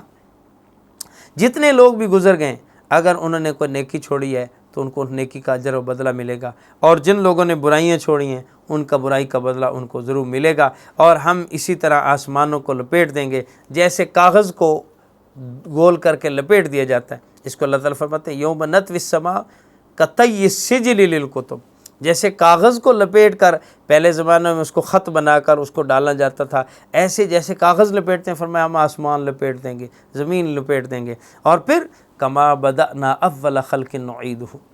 جیسے ہم ایک دفعہ پہلے اس کو بنا چکے ہیں دوبارہ بھی ہم پیدا کر دیں گے، اور ہمارے لیے یہ کوئی مشکل نہیں ہے۔ اور زمین پر بسنے والے لوگوں میں دو قسم کے لوگ ہیں، کچھ لوگ ہیں جو نیک ہیں اور کچھ لوگ جو برے ہیں، اور ہم نیکوں کو زمین کا وارث بناتے ہیں۔ وما ارسلناک الا رحمۃ للعالمین، اور پیغمبر ہم نے آپ کو سارے جہانوں کے لیے رحمت بنا کر بھیجا۔ اب اس رحمت سے فائدہ اٹھانے والے لوگ کامیاب ہوں گے۔ بارش رحمت بن کے سارے جہاں پہ برستی ہے، آپ کی نبوت و رسالت کی رحمت بھی پورے جہاں پہ برس رہی ہے، آپ سارے جہانوں کے نبی اور رسول ہیں، سب کے لیے باعث رحمت بن کے آئے ہیں۔ ہاں اتنی بات ہے، جو آپ کو رحمت بنا کے اپنے سینے سے لگا لیں گے، آپ کے دین کو اپنے سینے سے لگا لیں گے، اس رحمت کو انہیں فائدہ ہو جائے گا، اور جو اس سے انکار کریں گے اور مخالفت پہ اتر آئیں گے تو وہ لوگ خسارے میں رہیں گے۔ اور اللہ تعالیٰ فرماتے ہیں قال رب احکم بالحق وربنا الرحمن المستعان علی ما تصفون، آپ ان کو کہہ دیں کہ میرا رب ہی حق کا فیصلہ کرنے والا ہے، اور ہمارا رب رحمان ہے، المستعان علی ما تصفون، اور وہی ہر چیز کے مقابلے میں ہماری مدد کرنے والا اللہ ہے۔ ہمیں اللہ کی طرف رجوع کرنا چاہیے، ہر مشکل گھڑی میں ہمارے کام آنے والی ذات اللہ کی ہستی ہے، اور اللہ تعالیٰ نے جو راستہ اپنے پیغمبر صلی اللہ علیہ وسلم کے ذریعے میں بتایا ہے وہی کامیابی کا واحد راستہ ہے۔ اللہ ہمیں عمل کرنے کی توفیق عطا فرمائے۔ اعوذ باللہ من الشیطان الرجیم، بسم اللہ الرحمن الرحیم۔ یا ایھا الناس اتقوا ربکم ان زلزلۃ الساعۃ شیء عظیم۔ سورہ حج مدنی صورت ہے، اور اس کا کچھ حصہ مکی بھی ہے۔ مطلب یہ کہ سورت کا نزول تو مکہ مکرمہ میں شروع ہجرت سے پہلے ہوا تھا، لیکن اس کا باقی حصہ اور تکمیل جو ہے وہ مدینہ منورہ میں ہوئی۔ اسی صورت میں یہ بتایا گیا ہے کہ حج کی عبادت حضرت ابراہیم علیہ السلام کے زمانے میں کس طرح شروع ہوئی، اور اس کے بنیادی ارکان کیا ہے، اس وجہ سے سورت کا نام سورہ حج ہے۔ اور پھر مکہ میں مشرکین نے مسلمانوں کو بہت زیادہ تنگ کیا ہوا تھا، بہت ظلم و ستم ان پہ ڈھائے تھے، اور اس ظلم و ستم کے بارے میں اللہ کی طرف سے حکم یہ تھا کہ کفو ایدیکم، اپنے ہاتھ روک کر رکھو، نمازیں قائم کرو، زکوٰۃ ادا کرو، اور اپنے نفس کو قابو میں رکھو۔ یہ سورہ حج جب نازل ہوتی ہے مدینہ کے اندر، مدینہ والے حصے میں، تو اللہ تعالیٰ یہاں مسلمانوں کو پہلی مرتبہ اس بات کی اجازت دیتے ہیں کہ اب تم بھی کافروں کے ساتھ لڑائی کر سکتے ہو۔ چنانچہ جہاد کو اس صورت سے آغاز میں عبادت قرار دیا گیا، اور مسلمانوں کو اپنی مظلومانہ پچھلی حالت کا بدلہ لینے کی اجازت دی گئی، لیکن ساتھ اس بات پر تنبیہ کی گئی کہ بدلہ لینے میں بھی حد سے آگے نہ بڑھنا، بلکہ برابر سرابر بدلہ لینا، جتنا تمہارے اوپر ظلم ہوا ہے اتنا ہی بدلہ لینا، اس سے زیادہ نہیں۔ اور اس بات کی احساسہ یہ وعدہ بھی کیا گیا ہے کہ اگر تم اللہ رب العزت کے اصولوں پر کاربند ہو کر جہاد فی سبیل اللہ کرو گے تو اللہ پوری دنیا کے اندر تمہیں غلبہ اور فتح نصیب فرمائیں گے۔ اس کے ساتھ ہی اسلام کے بنیادی عقائد کی تعلیم بھی اس صورت میں موجود ہے، اور صورت کا آغاز ہی ایک بنیادی مسئلہ قیامت سے ہوتا ہے۔ فرمایا یا ایھا الناس اتقوا ربکم، اے لوگو اپنے پروردگار کے غضب سے ڈرو، ان زلزلۃ الساعۃ شیء عظیم، یقین جانو کہ قیامت کا بھونچال بہت بڑی زبردست چیز ہے۔ یوم ترونھا تذہل کل مرضعۃ، پھر آگے اللہ تعالیٰ نے اس منظر کشی کی ہے، اس قیامت کے زلزلے کی اور قیامت کی اس گھڑی اور بھونچال کی۔ فرمایا جس دن وہ تمہیں نظر آ جائے گی تو اس دن ہر دودھ پلانے والی اس بچے تک کو بھول بیٹھے گی جس کو اس نے دودھ پلایا، دودھ پلانے والی دودھ پلانے کو بھول جائے گی۔ کیا مطلب؟ اس سے ہر مادہ کی طرف اشارہ ہے، صرف عورت نہیں بلکہ جو بھی دودھ پلانے والی، چاہے جانوروں میں سے ہیں چاہے انسانوں میں سے ہیں، وہ سب اپنے دودھ پلانے کو بھول جائیں گی۔ اور وَكُلُّ مُرْضِعَةٍ عَمَّا أَرْضَعَتْ، ہر حمل والی اپنا حمل گرا بیٹھے گی۔ اور وَتَرَى النَّاسَ سُكَارَىٰ، آپ دیکھیں گے کہ لوگ نشے میں ہیں، وَمَا هُمْ بِسُكَارَىٰ، حالانکہ وہ نشے میں حقیقتاً نہیں ہوں گے، انہوں نے کوئی نشہ کیا نہیں ہوگا لیکن نشے کی حالت میں ہوں گے۔ وَلَٰكِنَّ عَذَابَ اللَّهِ شَدِيدٌ، اصل بات یہ ہے کہ اللہ کا عذاب بہت سخت چیز ہے۔ جو دودھ پلانے والیوں کو دودھ بھلا دے، جو حمل والیوں کا حمل گرا دے، جو عام لوگ جو بڑے سمجھدار عقل مند دانہ بینا بنتے تھے ان کی عقلیں اڑا دے اور وہ نشے کی حالت میں پھر حالانکہ انہوں نے نشہ نہ کیا ہو۔ یہ ہے قیامت کا بونچال۔ اور اللہ تعالیٰ فرماتے ہیں وَمِنَ النَّاسِ مَن يُجَادِلُ فِي اللَّهِ بِغَيْرِ عِلْمٍ وَيَتَّبِعُ كُلَّ شَيْطَانٍ مُرِيدٍ۔ فرمایا کہ لوگوں میں کچھ ایسے لوگ ہیں جو اللہ کے بارے میں بے جانے بوجھے جھگڑا کرتے ہیں اور شیطان کی پیروی کرتے ہیں، وہ سرکش شیطان کہ جس کے مقدر میں یہ لکھ دیا کہ ہے کہ جو کوئی اس کا دوست بنے گا وہ اس کو ضرور گمراہ کرے گا، اور جس کو وہ گمراہ کرے گا اس کو اپنے ساتھ بھڑکتی ہوئی آگ اور جہنم میں لے کر جائے گا۔ تو یہاں اللہ تعالیٰ نے یہ واضح فرما دیا کہ اللہ کے بارے میں بلا دلیل جھگڑنا یہ شیطان کا کام ہے اور شیطان کے ساتھیوں کا کام ہے، اور وہ اس کی پاداش میں ضرور جہنم میں ڈالے جائیں گے۔ لہٰذا اللہ کی وحدانیت و توحید کے جو دلائل ہیں ان میں غور کرو اور اللہ پر ایمان لاؤ۔ آگے اللہ تعالیٰ نے ساری انسانیت کو خطاب کرتے ہوئے فرمایا یا ایھا الناس ان کنتم فی ریب من البعث فإنا خلقناکم من تراب۔ اللہ تعالیٰ فرماتے کہ کیا اگر تمہیں قیامت کے بعد مرنے کے بعد دوبارہ زندہ ہونے پہ یقین نہیں آتا، شک ہے، تو سنو، ہم نے ہی تو تمہیں پہلے مٹی سے پیدا کیا، پھر تمہارا نطفہ بنایا، پھر تمہارے لیے تمہیں جمے ہوئے خون سے بنایا، اور پھر جمے ہوئے خون سے گوشت کا لوتھڑا بنایا، اور گوشت کے لوتھڑے کی کبھی تخلیق کامل ہو جاتی ہے، کامل خلقت انسان پیدا ہوتا ہے، اور کبھی وہ ناقص الخلقت رہ جاتا ہے، اور اللہ رب العزت کامل خلقت پیدا فرماتے ہیں، کسی کو ناقص الخلقت۔ فرمایا نقر فی الارحام ما نشاء الی اجل مسمی، اور پھر جس کو چاہتے ہیں جب تک چاہتے ہیں ہم اس کو ماں کے رحم کے اندر ہم ٹھہرائے رکھتے ہیں ایک مقررہ مدت تک، ثم نخرجکم طفلا، پھر ہم بچہ بنا کر تمہیں باہر لاتے ہیں، ثم لتبلغوا اشدکم، پھر تمہیں اور مزید طاقت تقویت دے کر جوانی اور مضبوط عمر تک پہنچا دیتے ہیں۔ پھر اس کے بعد کیا ہوتا ہے وَمِنْكُم مَّن يُتَوَفَّى وَمِنْكُم مَّن يُرَدُّ إِلَىٰ أَرْذَلِ الْعُمُرِ۔ فرمایا کچھ لوگ تو ہوتے ہیں جو اسی جوانی تک پہنچ کر ہی وفات پا جاتے ہیں، اور کچھ کو ہم رذیل عمر تک، شدید عمر سے رذیل عمر تک، آخری عمر تک پہنچا دیتے ہیں، لِكَيْ لَا يَعْلَمُ مِن بَعْدِ عِلْمٍ شَيْئًا، اس لیے لوٹاتے ہیں یہاں تک کہ وہ سب کچھ جاننے کے بعد بھی کچھ نہیں جانتے۔ یعنی ایک وقت تھا وہ سب جاننے والے تھے، اپنے آپ کو بڑا دانا و بینا سمجھتے تھے، معاشرے کا عقل مند سمجھتے تھے، پھر اللہ تعالیٰ ان کی عقل ان سے چھین لیتے ہیں، اور وہ پھر بچوں والی حرکت کی طرف، بچوں والی عادات کی طرف آتے چلے جاتے ہیں۔ بوڑھا بچپنے کی طرف لوٹ آتا ہے، کمزوری میں، ضعف میں، عقل میں، شعور میں، بچوں جیسی باتیں کرنے لگتا ہے، بچوں جیسی ضد کرنے لگتا ہے، بچوں کی طرح اس کی حالت یہ ہو جاتی ہے کہ وہ چرنے پھرنے سے بھی عاجز آ جاتا ہے، بچوں کی طرح اس کی حالت یہ ہوتی ہے وہ گھر سے باہر چلا جائے واپس اپنا گھر تلاش کرتا پھرتا ہے، اس کو گھر نہیں ملتا، جیسے بچے کو نہیں ملتا ایسے بوڑھے کو بھی نہیں ملتا۔ اللہ فرماتے ہیں اس طرح ہم تمہارے پر یہ ادوار لا کے بتاتے ہیں کہ دیکھو جس ذات نے تمہیں پہلی ابتداءً اس طرح سے پیدا کر کے انتہا پہ پہنچا کے عروج سے پھر زوال کی طرف لایا ہے، وہی اللہ تمہیں دنیا سے لے جانے کے بعد دوبارہ ضرور زندہ کرے گا۔ اور اس بات کی مزید دلیل کے لیے فرمایا کیا تم زمین کو نہیں دیکھتے کہ وہ مرجھائی ہوئی پڑی ہوتی ہے، پھر ہم اس پہ بارش برساتے ہیں، اس کے اندر حرکت لاتے ہیں، اس کے اندر رویدگی لاتے ہیں، وہ پھر بارش جو ہے اس کے اندر ایسی رویدگی پیدا کرتی ہے کہ جس کی وجہ سے وہ کھیت و کھلیان کو اگاتی ہے، اور اس کے اندر ہر قسم کے میوے اور پھل اور خوشنما چیزیں اگتی ہیں۔ ذالک بان اللہ هو الحق، اور فرمایا یہ اس وجہ سے کہ اللہ ہی حق ذات ہے، اللہ ہی سچی ذات ہے۔ اللہ تعالیٰ جب ایک بے جان زمین سے جاندار پودوں کو پیدا کر سکتے ہیں تو تمہیں بھی اسی طرح زمین سے اگائیں گے،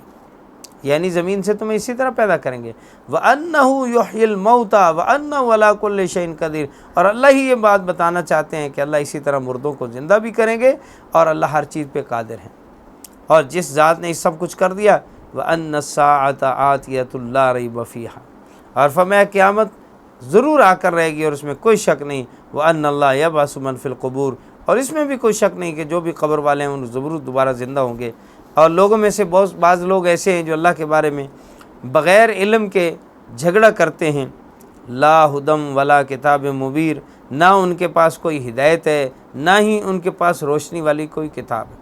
یہاں دو چیزوں کو بطور خاص اللہ نے ذکر کیا کہ ولا ہدم ولا کتاب منیر، ہدایت بھی نہیں، کتاب منیر روشن کتاب بھی نہیں۔ ہدایت سے مراد کیا ہے؟ ہدایت سے مراد ہے انسان کے عقل و شعور و فہم کا درست ہونا، اپنی عقل سے صحیح طور پہ فیصلہ کرتے، ایک چیز تھی جس سے وہ صحیح سمجھ سکتے تھے، دوسرا کتاب منیر آسمانی کوئی وحی اور نقلی دلیل ان کے پاس ہوتی، منقول من اللہ دلیل ہوتی اور اس کے ذریعے سے وہ سمجھتے۔ فرمایا دونوں چیزیں نہیں، جب دونوں چیزوں کو استعمال نہیں کریں گے تو ظاہر ہے کہ جہالت اور گمراہی میں ہی رہیں گے۔ اب ان گمراہ لوگوں کی دو قسمیں، ایک تو وہ ہیں جو تکبر کی وجہ سے، اکڑ کی وجہ سے اس راستے سے بالکل جو ہے وہ دور چلے گئے ہیں اور اپنے آپ کو جہنم کے راستے پر ڈال دیا، اور دوسری قسم کے وہ لوگ ہیں کہ جن کے اندر عقل تو تھی لیکن انہوں نے اس عقل کا استعمال صحیح نہیں کیا اور جان بوجھ کر حقیقت سے حال سے رخ موڑتے ہوئے دوسری طرف چل پڑے۔ فرمایا ثانیہ اطفی لیضل عن سبیل اللہ، وہ تکبر سے اپنا پہلو اکڑاتے ہوئے تاکہ دوسروں کو بھی اللہ کے راستے سے گمراہ کر دیں۔ وَنُذِيقُ يَوْمَ الْقِيَامَةِ عَذَابَ الْحَرِيقِ، اللہ فرماتے ہیں ایسے لوگوں کو ہم قیامت کے دن جلتی ہوئے عذاب کا مزہ چکھائیں گے، اور یہ اس وجہ سے ہوگا کہ ان کے ہاتھوں نے خود اپنی برائی کو آگے بھیجا تھا، اور اللہ تو اپنے بندوں پر ذرہ برابر بھی ظلم نہیں کرتا۔ وَمِنَ النَّاسِ مَن يَعْبُدُ اللَّهَ عَلَىٰ حَرْفٍ، دوسری قسم کے وہ لوگ ہیں جو ہدایت سے معروم ہوتے ہیں۔ فرمائی ایسے ہیں کہ اللہ کی باتوں کو سن کر ایسے ایمان لا کر کنارے پہ کھڑے ہیں، اور کنارے پہ کھڑے ہو کے اس بات کا مظاہرہ کرتے ہیں اور دیکھتے ہیں اللہ کو ماننے والوں کا نتیجہ کیا نکلتا۔ اگر تو انہیں مال غنیمت نظر آئے، انہیں مال نظر آئے، انہیں ان کی کامیابی کو نظر آئے تو پھر کہتے ہیں ہاں ہم نے ٹھیک کیا، اچھا کیا جو ہم نے ایمان قبول کر لیا، چلو ہمیں بھی اس میں سے حصہ مل جائے گی۔ اور اگر ان لوگوں کو وہ دیکھیں کہ ایمان والے تو آزمائش میں ڈالے جا رہے ہیں، ان کو اللہ کی طرف سے ابتلا آ رہی ہے، تو وہ فوراً پیچھے پلٹنے لگتے ہیں۔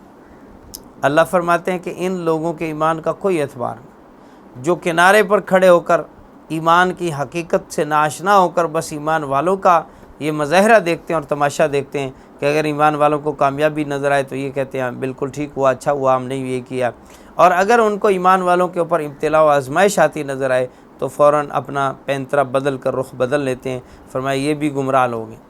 یہ بھی حقیقت حال سے ناواقف لوگ ہیں۔ اور اس کے مقابلے میں وہ لوگ جو ایمان لائے نیک عمل کرتے ہیں، اللہ تعالیٰ ان کو بہشت و باری میں داخل کریں گے، جنت میں بھیجیں گے۔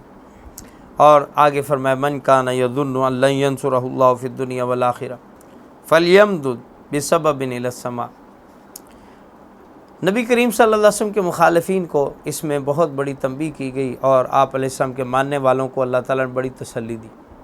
فرمایا کہ اے پیغمبر، جو لوگ یہ سمجھتے ہیں کہ اللہ آپ کی مدد نہیں کرے گا نہ دنیا میں نہ آخرت میں، آپ کی کوئی بات پوری نہیں ہو کر رہے گی، وہ دشمنی کی وجہ سے اصل میں ایسا کہہ رہے ہیں، تو آپ ان کو کہہ دیں جاؤ فلیمدد بسبب الی السماء، جاؤ آسمان کی طرف رسی لٹکا لو، ثم لیقطع، پھر اللہ کے ساتھ جو میرے تعلقات ہیں اور میرا جو اللہ کے ساتھ رابطہ ہے اس کو منقطع کر دو، فلینظر هل یذهبن کیدہ ما یغیظ، پھر اپنے دل میں ذرا ٹٹول کر دیکھو کیا تمہارا غصہ کوئی ٹھنڈا ہوا اس سے۔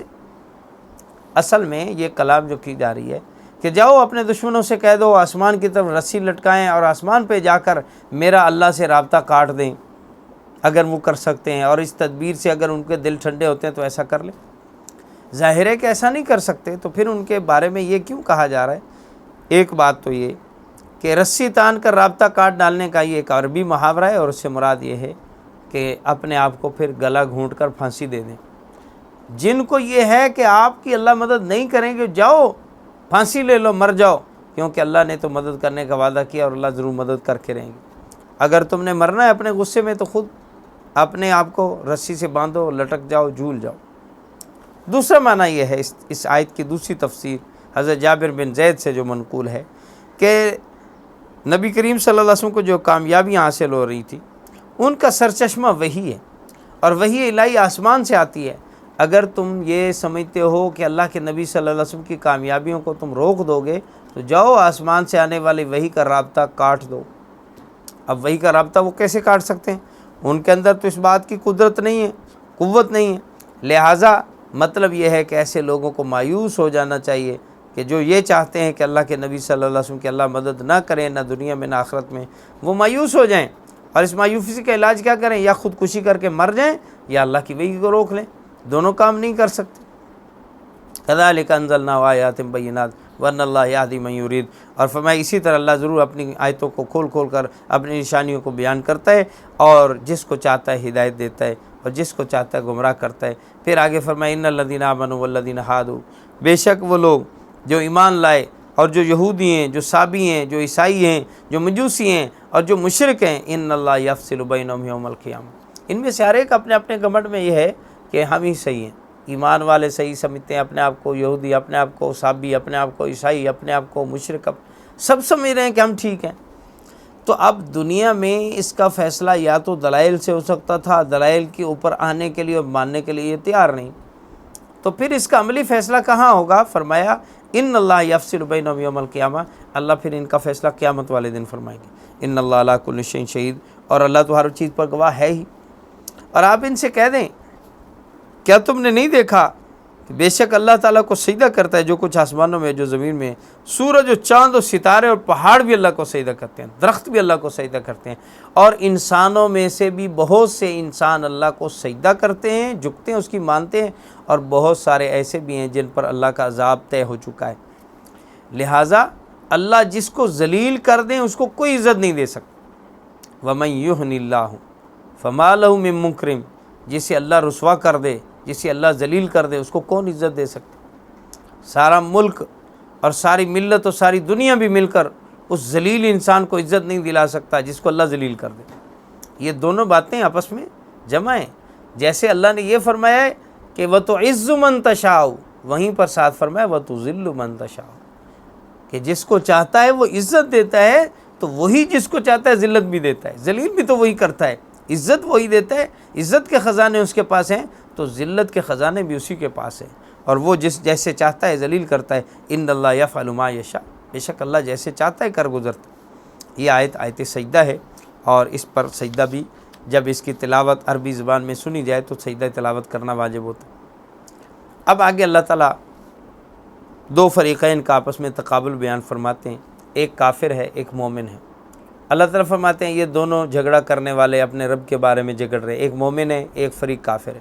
کافر کا انجام کیا ہوگا؟ مومن کا انجام کیا ہوگا؟ فرمایا کافر کا انجام تو یہ ہے کہ اس کو آگ کے کپڑے اور لباس جہنم میں پہنایا جائے گا، اور اس کے اوپر کھولتا ہوا پانی اس کے سر کے اوپر سے ڈالا جائے گا، جس کی وجہ سے اس کا پیٹ کا اندر بھی جل جائے گا، اوپر کی کھال بھی جل جائے گی، اور پھر اس کو لوہے کے ہتھوڑوں سے اس کی پٹائی کی جائے گی، اور جب کبھی بھی نکلنے کی کوشش کرے گا اس کو دوبارہ گھسیٹ کر پھر جہنم میں لوٹایا جائے گا، اور کہا جائے گا ذوقوا عذاب الحریق، اب یہیں جلنے کا عذاب چکھتے رہو اس وجہ سے جو تم نے کفر کیا۔ اس کے مقابلے میں دوسرا گروہ جو اللہ پہ ایمان رکھتا ہے، نیک عمل کرتا ہے، اللہ کے کہنے کے مطابق چلتا ہے، اللہ فرماتے ہیں ان کے لیے ایسے باغات ہیں جن کے بیچوں بیچ نہریں جاری ہیں، اور انہیں سونے کے کنگن پہنائے جائیں گے، اور ان کے لیے موتیوں کے کنگن ہوں گے، اور ان کا لباس ریشم کا ہوگا۔ جہنمیوں کا لباس آگ کا ہوگا، جنتیوں کا لباس ریشم کا ہوگا۔ اللہ تعالیٰ فرماتے ہیں وَهُدُوا إِلَى الطَّيِّبِ مِنَ الْقَوْلِ وَهُدُوا إِلَى صِرَاطِ الْحَمِيدِ، اور یہ وجہ اس کی یہ ہے کہ ان لوگوں کی رسائی پاکیزہ بات، پاکیزہ کلمہ توحید تک ہو گئی تھی، اور وہ اس خدا کے راستے تک پہنچ گئے تھے جو ہر تعریف کا مستحق ہے۔ اس بات کی وجہ سے یہ جنت میں اور جنت کی اعلیٰ نعمتوں تک پہنچے، اور اس کے مقابلے میں ان الذین کفروا ویصدون عن سبیل اللہ والمسجد الحرام الذی جعلناہ للناس، فرمایا اس کے مقابلے میں وہ لوگ سزا کے لائق ہیں جنہوں نے کفر کو اپنایا، دوسروں کو بھی اللہ کے راہ سے روکا، مسجد حرام سے روکتے ہیں، وہ مسجد حرام جسے اللہ نے ایسے لوگوں کے لیے بنایا ہے جو وہاں کے باشندے ہیں یا جو باہر سے آنے والے ہیں، سب کے لیے اللہ نے اس کو برابر حرم بنایا، محترم بنایا۔ اور جو کوئی بھی الحاد کا اور ظلم کا راستہ اپناتا ہے، ٹیڑھی راستے پر چلتا ہے، اللہ فرماتے ہیں نذیقہ من عذاب علیم، ہم اس کو ضرور دردناک عذاب چکھائیں گے۔ اور اس بات پر پھر مزید کہ اللہ تعالیٰ نے اپنا گھر جو امن والا بنایا ہے، جو کافروں کے لیے، مومنوں کے لیے، سب کے لیے امن کی جگہ تھی، اس کی ابتدا و بنیاد کہاں سے پڑی؟ فرمایا اذ بوأنا لإبراہیم مکان البیت، یاد کرنے کے قابل ہے جب ہم نے ابراہیم علیہ السلام کو اس گھر خانہ کعبہ کی جگہ بتا دی تھی، اور انہیں ہدایت دے رکھی تھی کہ دیکھو میرے ساتھ کسی کو شریک مت ٹھہرانا، اور میرے گھر کو طواف کرنے والوں کے لیے، یہاں قیام کرنے والوں کے لیے، یہاں رکوع سجدے کرنے والوں کے لیے پاک اور صاف رکھنا۔ یہاں صاف رکھنے سے مراد کیا ہے؟ ایک تو یہ ہے کہ اس کو ظاہری طور پر جو گندگیاں ہیں یا وہاں پہ جو اگر کوئی کوڑا کباڑ پڑتا ہے تو اس سے صاف و پاک رکھا جائے، اس سے بھی زیادہ ضروری ہے کہ اس کو شرک سے اور گناہوں سے اور کفر سے پاک صاف رکھا جائے۔ کیونکہ گندگی دو قسم کی ہے، ایک ظاہری گندگی ہے، ایک ظاہری نجاست ہے جس کو سب نجس سمجھتے ہیں، کافر مومن سب کوڑے کو کوڑا سمجھتے ہیں، گندگی کو گندگی سمجھتے ہیں، اس کے تعفن سے متاثر ہوتے ہیں اور کہتے ہیں کہ تعفن نہیں ہونا چاہیے، گندگی کو صاف کرو۔ ایک دوسری گندگی ہے جس کو مومن سمجھتا ہے، کافر نہیں سمجھتا۔ کافر اس گندگی سے دل لگائے ہوئے، اس کا فطرت اس میں رچ بس چکی ہے، لہٰذا وہ اس گندگی سے نکلنا ہی نہیں چاہتا۔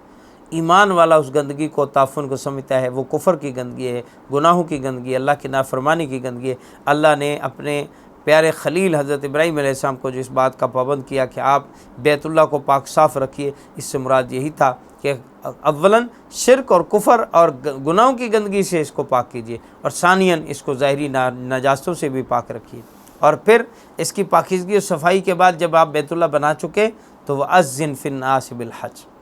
اللہ فرماتے ہیں لوگوں میں حج کا اعلان کر دو، یاتوک رجالاً وعلی کل ضامر یاتین من کل فج عمیق۔ اللہ فرماتے ہیں پھر دیکھنا تمہارے پاس لوگ دور دراز سے پیدل چلتے ہوئے اور راستوں کو، مشکل راستوں پہ سفر کرتے ہوئے ایسی اونٹنیوں پر آئیں گے جو سفر کی صعوبتوں کی وجہ سے اور سفر کی تنگیوں تکلیفوں کی وجہ سے دبلی پتلی ہو چکی ہوں گی۔ وہ اونٹنیاں جب چلی تھیں تو بڑی ٹھیک ٹھاک تھیں، صحت مند تھی، قوت والی تھیں، لیکن چلتے چلتے سفر کرتے کرتے کئی دنوں کے بعد جب پہنچتی ہیں تو دبلی پتلی ہو چکی ہوتی ہیں۔ اتنے دور دراز سے بھی اللہ کے عاشق اس اللہ کے گھر کا طواف کرنے کے لیے آئیں گے، اور اس میں سب کچھ انہوں نے لگا کے آنا ہے، ان کو یہاں پہ کوئی تجارت کی غرض نہیں ہے، کوئی مال کی غرض نہیں ہے، صرف اللہ کے عشق میں ڈوبے ہوئے وہ نعرہ مستانہ لبیک لبیک کہتے ہوئے کہاں کہاں سے دنیا سے آتے ہیں اور صرف اللہ کے گھر کی عبادت کے لیے یہاں آتے ہیں۔ یہ ان کا یہاں جمع ہونا اللہ کے وجود کی دلیل بھی ہے، اللہ کی وحدانیت کی دلیل بھی ہے، اللہ سے محبت کی دلیل بھی ہے۔ یہ ساری باتیں اللہ تعالیٰ یہاں سمجھا رہے ہیں۔ فرمایا لیشہدوا منافع لہم، تاکہ وہ ان فوائد کو اپنی آنکھوں سے، کھلی آنکھوں دیکھ لیں، وَيَذْكُرُوا اسْمَ اللَّهِ فِي أَيَّامٍ معلومات، اور پھر متعین دنوں میں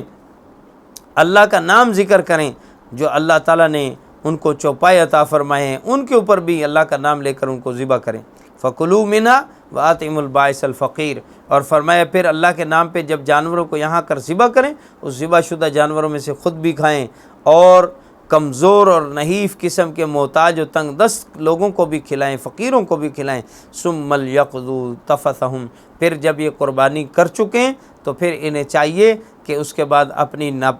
میل کچیل کو دور کریں، وَلْيُوفُوا نُذُورَهُمْ، اپنی منتیں پوری کریں، وَلْيَطَّوَّفُوا بِالْبَيْتِ الْعَتِيقِ، اور پھر اللہ کے سب سے قدیم گھر بیت اللہ کا طواف کریں۔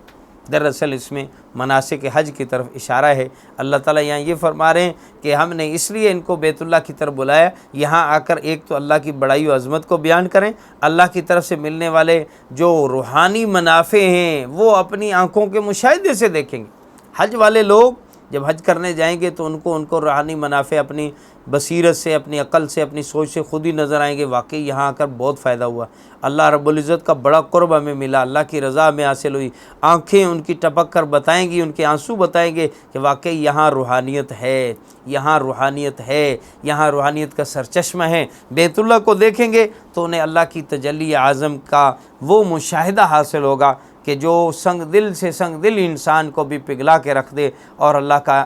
عاجز بندہ بنا دے۔ تو فرمایا ایک تو یہ ہے کہ وہ اللہ کا نام لینے کے لیے آ رہے ہیں، اور پھر اپنے ساتھ جانوروں کو لائیں گے جن کو آ کر یہاں حرم میں ذبح کریں گے۔ جب ان کو ذبح کریں خود بھی کھائیں، فقیروں کو بھی کھلائیں۔ اور قربانی کے مناسک میں سے ایک اہم ترین منسک قربانی کرنا ہے جانور، وہ حج کا، چاہے حج تمتع کریں یا حج قران کریں، یعنی ایک ہی احرام سے عمرہ اور حج دونوں اکٹھے کریں تو اس کو قران کہتے ہیں۔ ایک احرام کے ساتھ پہلے عمرہ جا کر کریں، آزاد ہو جائیں، پھر دوسرا احرام باندھ کر اس سے حج کریں، حج تمتع، ان دونوں کے لیے قربانی کرنا واجب ہے۔ اس قربانی کرنے کے بعد فرمایا کہ جب قربانی کر چکیں تو پھر اپنی میل کچیل دور کریں۔ کیا مطلب؟ حلق کرائیں، حلق کے بعد غسل کریں اور کپڑے عام پہن لیں، پھر اس کے بعد وَلْيَطَّوَّفُوا بِالْبَيْتِ الْعَتِيقِ، طواف بیت اللہ، طواف زیارت جس کو کہتے ہیں، یہ بھی حج کے ارکان میں سے عظیم رکن ہے۔ حج کے ارکان میں سے رکن حج کے لیے احرام باندھنا ہے، اور عرفات کے میدان میں وقوف عرفہ ہے، اور اس کے بعد طواف زیارت ہے۔ یہ چیزیں حج کے بڑے بڑے ارکان ہیں۔ اللہ تعالیٰ فرماتے ہیں ذالک، یہ ساری باتیں تو یاد رکھو، یہ حج کے بڑے بڑے مناسک تو یاد رکھو، ان پہ عمل کرو۔ وَمَن يُعَظِّمْ حُرُمَاتِ اللَّهِ فَهُوَ خَيْرٌ لَهُ عِندَ رَبِّهِ، جو کوئی بھی اللہ کی تعظیم کردہ چیزوں کی حرمت کو سمجھتا ہے اور عزت دیتا ہے ان کو، اللہ کی حرمت اور عزت والی چیزوں کو، اللہ کی نسبت والی چیزوں کو جو عزت دیتا ہے، فَهُوَ خَيْرٌ لَهُ عِندَ رَبِّهِ، وہ اس کے رب کے ہاں بہت بہتر ہے، اللہ تعالیٰ اس کو بہت درجہ اور رتبہ عطا فرماتے ہیں۔ یہاں یہ بات خاص طور پہ اللہ تعالیٰ نے یہ بات فرما دی کہ اللہ کے گھر کی عبادت ہی نہیں، بلکہ اللہ رب العزت نے جتنی بھی شعائر بنائے جس سے اللہ کی عظمت سمجھ میں آتی ہے، جس سے جن چیزوں کا اللہ سے تعلق ہونا سمجھ میں آتا ہے، شعائر اللہ ہر اس نشانی کو کہتے ہیں کہ جس سے اللہ کی یاد وابستہ ہے، اس میں بیت اللہ بھی شامل ہے، اس میں حرم بھی شامل ہے، اس میں سعی صفا مروہ بھی شامل ہے، اس میں عرفہ کا میدان بھی ہے، منا کا میدان بھی ہے، مزدلفہ کا میدان بھی ہے، جمرات کی رمی بھی ہے، یہ سب چیزیں شعائر اللہ ہیں۔ اسی طرح اذان شعائر اللہ میں سے ہے، کیونکہ یہ اللہ کی عظمت کی نشانی ہے، اللہ کی حرمت والی چیز ہے، نماز اللہ کی حرمت والی چیز ہے۔ تو جتنی بھی ایسی چیزیں جو اللہ سے منسلک ہیں، اللہ سے نسبت رکھنے والی چیزیں ہیں، فرمایا یہ سب چیزیں جو بھی ان کا احترام کرتا ہے، عزت کرتا ہے، تو اللہ کے ہاں وہ بہت بہتر ہو جاتا ہے، اللہ اس کو اس کا بہترین بدلہ اور اجر عطا فرمائیں گے۔ اسی طرح رمضان ہے، رمضان بھی اللہ تعالیٰ کی شعائر میں سے عظمت والی چیز ہے، اس کے تقدس کا خیال کیا جائے، سب کے سامنے کھانا پینا شروع کر دینا، اس کے تقدس کو پامال کرنا ہے۔ اللہ تعالیٰ ایسے لوگوں کے بارے میں بڑی سخت وعیدیں فرماتے ہیں کہ ایسے مجاہرین کو، ایسے نافرمانوں کو اللہ معاف نہیں کریں گے۔ کل امتی معافن الا المجاہرین، آقا صلی اللہ علیہ وسلم نے فرمایا میری ساری امت کو معافی مل سکتی ہے، لیکن جو ڈھٹائی کے ساتھ اور جو جان بوجھ کر گناہ پر مصر ہو کر گناہ کریں گے اور اعلانیہ گناہ کریں گے، اعلانیہ گناہ کرنے والوں کو معافی نہیں، کیونکہ وہ اعلانیہ باغی ہیں۔ جو لوگ بغاوت کر بیٹھے، گناہ کر بیٹھے، وہ معافی کی طرف آئیں تو ان کے لیے مغفرت و بخشش ہے۔ جو اعلانیہ غداری کریں اور غداری پر پھر ڈٹائی کے ساتھ دندناتے پھریں، اللہ ایسے لوگوں کو کبھی معاف نہیں کرتے۔ وَأُحِلَّتْ لَكُمُ الْأَنْعَامُ إِلَّا مَا يُتْلَىٰ عَلَيْكُمْ، اللہ تعالیٰ فرماتے ہیں تمہارے لیے سارے مویشی حلال ہیں سوائے ان جانوروں کے جن کی تفسیر تمہیں پڑھ کر سنائی جا چکی، حرمت علیکم المیتۃ والدم ولحم الخنزیر وغیرہ میں، اور اس کے ساتھ ساتھ موقوذہ اور دیگر جانور جن کے بارے میں پیچھے گزر چکا، فرمایا وہ حرام ہے۔ فَاجْتَنِبُوا الرِّجْسَ مِنَ الْأَوْثَانِ، اور خاص طور پر بتوں کی گندگی سے بچو، وَاجْتَنِبُوا قَوْلَ الزُّورِ، اور جھوٹی بات سے بچو۔ یہ بڑی ہی اہم نصیحت فرمایا کہ ایک تو حرام جانور جن کو ہم نے حرام کیا ان سے بچو، دوسری بات بت انتہائی گندی اور غلیظ چیزیں ہیں، بتوں کی پوجا پاٹ کرنا، اس سے بچو، اور اسی کے ساتھ تیسری چیز ملا دی، فرمایا جھوٹ سے بچو۔ جھوٹ کو اللہ نے بتوں کی گندگی کے ساتھ ذکر کر کے بتا دیا ہے کہ جھوٹ کتنی بڑی متعفن چیز ہے، اور جھوٹ معاشرے میں پھیل جائے تو اس معاشرے کو پھر سچا بنانا، صادق بنانا بہت مشکل ہو جاتا ہے۔ معاشرے سے جب سچائی نکل جائے تو ظاہر ہے کہ سچائی کے بعد جھوٹ ہے، دو متضاد چیزوں میں سے ایک چیز ضرور پائی جائے گی۔ اگر سچ نکل گیا ہے تو جھوٹ ضرور باقی رہے گا۔ یہ نہیں ہو سکتا کہ سچ بھی نہیں ہے جھوٹ بھی نہیں ہے، آپ نے بھی صحیح فرمایا غلط یہ بھی نہیں کہہ رہے، یہ جو سیاسی بیان ہے ایسا نہیں ہو سکتا۔ دو متضاد چیزیں ہیں تو ان میں سے ایک ضرور پائی جائے گی۔ اگر ایٹ دی اسپاٹ سچ نہیں موجود تو اس کا مطلب ہے جھوٹ ضرور موجود ہے۔ اگر ایک وقت میں کہا جائے دن نہیں ہے تو اس کا مطلب یہ کہ لازمی رات موجود ہے۔ یہ نہیں ہو سکتا کہ رات بھی نہیں ہے دن بھی نہیں ہے، بس کو درمیانہ سا کام ہے، ایسا نہیں ہو سکتا۔ دو متضاد چیزوں میں سے ایک کا وجود ضروری ہے، ایک کی نفی۔ ایسا نہیں ہو سکتا کہ دونوں کی نفی کر دیں، اور ایسا بھی نہیں ہو سکتا کہ دونوں موجود ہوں۔ تو اللہ تعالیٰ نے شرک کی گندگی کے ساتھ جھوٹ بات کو فرمایا اس سے بھی بچو، حنفاء للہ غیر مشرکین بہ، اور اللہ کے ساتھ تم یکسوئی کے ساتھ اسی کی طرف رخ کر لو، اللہ کا شریک مت ٹھہراؤ، کیونکہ جو اللہ کا شریک ٹھہراتا ہے فکأنما خر من السماء، اللہ نے یہاں ایک مثال دی اور فرمایا ایسے ہے جیسے کوئی آسمان سے گر پڑا۔ پھر جو آسمان سے گرا ہوتا ہے اس کی پھر آگے دو منزلیں، فتخطفہ الطیر، یا تو ایسا گرتا ہے کہ پرندے اس کو نوچتے ہیں، او تہوی بہ الریح فی مکان سحیق، یا ہوا اس کو اڑا کر دور دراز جا کر پھینک دیتی۔ شرک کرنے والے کو اللہ تعالیٰ نے یہ جو تمثیل سے فرمایا کہ شرک کا ارتکاب کرنے والا ایسا ہے جیسے آسمان سے گر پڑا، کیونکہ ایمان اللہ کے نزدیک اتنی بلند و بالا مقام رکھنے والی چیز ہے کہ جو مومن ہے گویا وہ آسمان کی بلندیوں کو چھو رہا ہے، اور جب آدمی شرک کرتا ہے تو وہ اس بلندی سے اچانک زمین سے آپ گرتا ہے، اور جو زمین آسمان سے گرا کھجور میں اٹکا کہا جاتا ہے، بھی آسمان سے گرا کھجور میں اٹکا، لیکن اللہ تعالیٰ اس سے بھی اگلی بات فرما رہے ہیں کہ آسمان سے گرا پھر یا تو اس کو پرندے نوچیں گے یا ہوا اس کو اڑا کر لے جائے گی۔ کیا مطلب ہے اس کا؟ حضرات مفسرین اس کا مطلب بیان کرتے ہوئے فرماتے ہیں کہ پرندے نوچنے کا مطلب ہے کہ اب اس کی خواہشات اسے راہ راست سے بھٹکا کر ادھر ادھر لے جائیں گی اور اس کو نوچیں گی، اس کی خواہشیں اس کو نوچیں گی، وہ خواہشوں کے پیچھے بھاگے گا۔ اور دوسرا کہ ہوا اس کو اڑا لے جائے گی، اس سے مراد یہ کہ وہ شیطانی راستے پر چلے گا اور شیطان اس کو نہ جانے اب گمراہی کی کس انتہا تک لے کر جائے گا، اس کو جہنم کے کس درجے تک پہنچائے گا۔ تو یہ دونوں صورتیں ہی انسان کے لیے تباہی بربادی کے۔ اللہ فرماتے ہیں ذالک ومن یعظم شعائر اللہ، یہ باتیں تو تم نے سن لی، جو شخص اللہ کے شاعر کی تعظیم کرتا ہے تو یہ بات دلوں کے تقوی سے حاصل ہوتی ہے۔ فإنّا من تقوى القلوب لکم فی منافع الی اجل مسمى، دنیا کے اندر رہتے ہوئے تمہارے لیے وقتی منافع ہیں، پھر اس کے بعد کیا ہوگا؟ ثم محل الی البیت العتیق، تمہارے لیے دنیا میں منافع بھی رکھے اللہ نے جانوروں میں، اور جانوروں کو پھر اس کے بعد تم جا کر بیت اللہ کے اندر اس کو ذبح کرو، یہ تمہاری قربانی اللہ کے حضور میں بہت زیادہ اللہ کے ہاں مقبول ہوگی اور اللہ کی پسندیدہ قربانی بنے گی۔ اعوذ باللہ من الشیطان الرجیم، بسم اللہ الرحمن الرحیم۔ وَلِكُلِّ أُمَّةٍ جَعَلْنَا مَنْسَكًا لِيَذْكُرُوا اسْمَ اللَّهِ عَلَىٰ مَا رَزَقَهُم مِّن بَهِيمَةِ الْأَنْعَامِ۔ اللہ تعالیٰ یہاں پچھلی آیت میں فرمایا کہ جو جانور جب تک قربانی کے لیے مختص نہ کیے جائیں ان سے تم ہر طرح کے فوائد اٹھا سکتے ہو، لیکن جب وہ قربانی کے لیے منسوب ہو جائیں تو اب ان سے فوائد اٹھانا تمہارے لیے جائز نہیں، خصوصاً جب حرم کعبہ کی اس کو قربانی بنانا ہے تو اب اس پہ سواری کرنا، اس کا دودھ استعمال کرنا جائز نہیں، الا یہ کہ آدمی مضطر مجبور ہو، اس کے پاس اور کوئی سواری کا انتظام نہ ہو تو پھر اس پہ سواری کرنا بقدر ضرورت جائز ہوگا۔ پھر فرمایا ہر امت کے لیے ہم نے ایک قربانی کا طریقہ متعین کیا، ہر امت کی قربانی ہوتی تھی، کس لیے؟ تاکہ وہ اللہ کے دیے ہوئے مویشیوں پر اللہ کا نام لے کر ان کو ذبح کر کے اللہ کی خوشنودی حاصل کریں۔ اللہ کی خوشنودی کے طریقوں میں سے جہاں عبادات ہیں، نماز ہے، روزہ ہے، حج ہے، اسی طرح فرمایا اللہ کی خوشنودی حاصل کرنے کا ایک راستہ اللہ کے دیے ہوئے مویشیوں کو اللہ کی راہ میں قربان کرنا، اللہ کا نام لے کر اللہ کی عظمت کو بجا لانا ہے۔ انسان کو فطری طور پر جانوروں سے محبت پائی جاتی ہے کیونکہ وہ بھی ہمارے جیسے جاندار ہیں، اور پھر ان کے ساتھ موانست جب پیدا ہوتی ہے، ان کو پالا جاتا ہے، ان کو رکھا جاتا ہے، تو محبت مال کی دوسری چیزوں سے بنسبت زیادہ ان جانداروں سے محبت بڑھ جاتی۔ اب اس مال محبوب کو جب راہ خدا میں قربان کیا جاتا ہے تو اس سے اللہ تعالیٰ کی بہت زیادہ محبت حاصل ہوتی ہے، اور اللہ تعالیٰ فرماتے ہیں کہ اس بات کا اظہار اس سے ہوتا ہے کہ تم نے ایک ہی معبود اللہ کو اپنا معبود سمجھا ہوا ہے، فَلَهُ أَسْلِمُوا، لہٰذا اسی کی اطاعت کرو، وَبَشِّرِ الْمُخْبِتِينَ، اور ان لوگوں کو خوشخبری سنا دو جن کے دل اللہ کے آگے جھکے ہوئے ہیں، جن کے دل اللہ کے سامنے جھکے رہتے ہیں، اللہ ان کو بہت پسند کرتے ہیں، ان کو خوشخبری سنا دو۔ یہ کون لوگ ہیں جن کے دل اللہ کے سامنے جھکے ہوتے ہیں؟ اللہ نے ان کی 4 علامتیں بیان فرمائیں۔ نمبر 1، الذین اذا ذکر اللہ وجلت قلوبہم، جب ان کے سامنے اللہ کا ذکر کیا جاتا ہے ان کے دلوں پر اللہ کا رعب طاری ہو جاتا ہے، اللہ کے ذکر سے ان کے دل دہل جاتے ہیں۔ اور دوسری بات، والصابرین علی ما اصابہم، ان کو جو بھی اللہ کی طرف سے مصیبت تکلیف آئے اس پہ وہ صبر کرتے ہیں، برداشت کرتے ہیں۔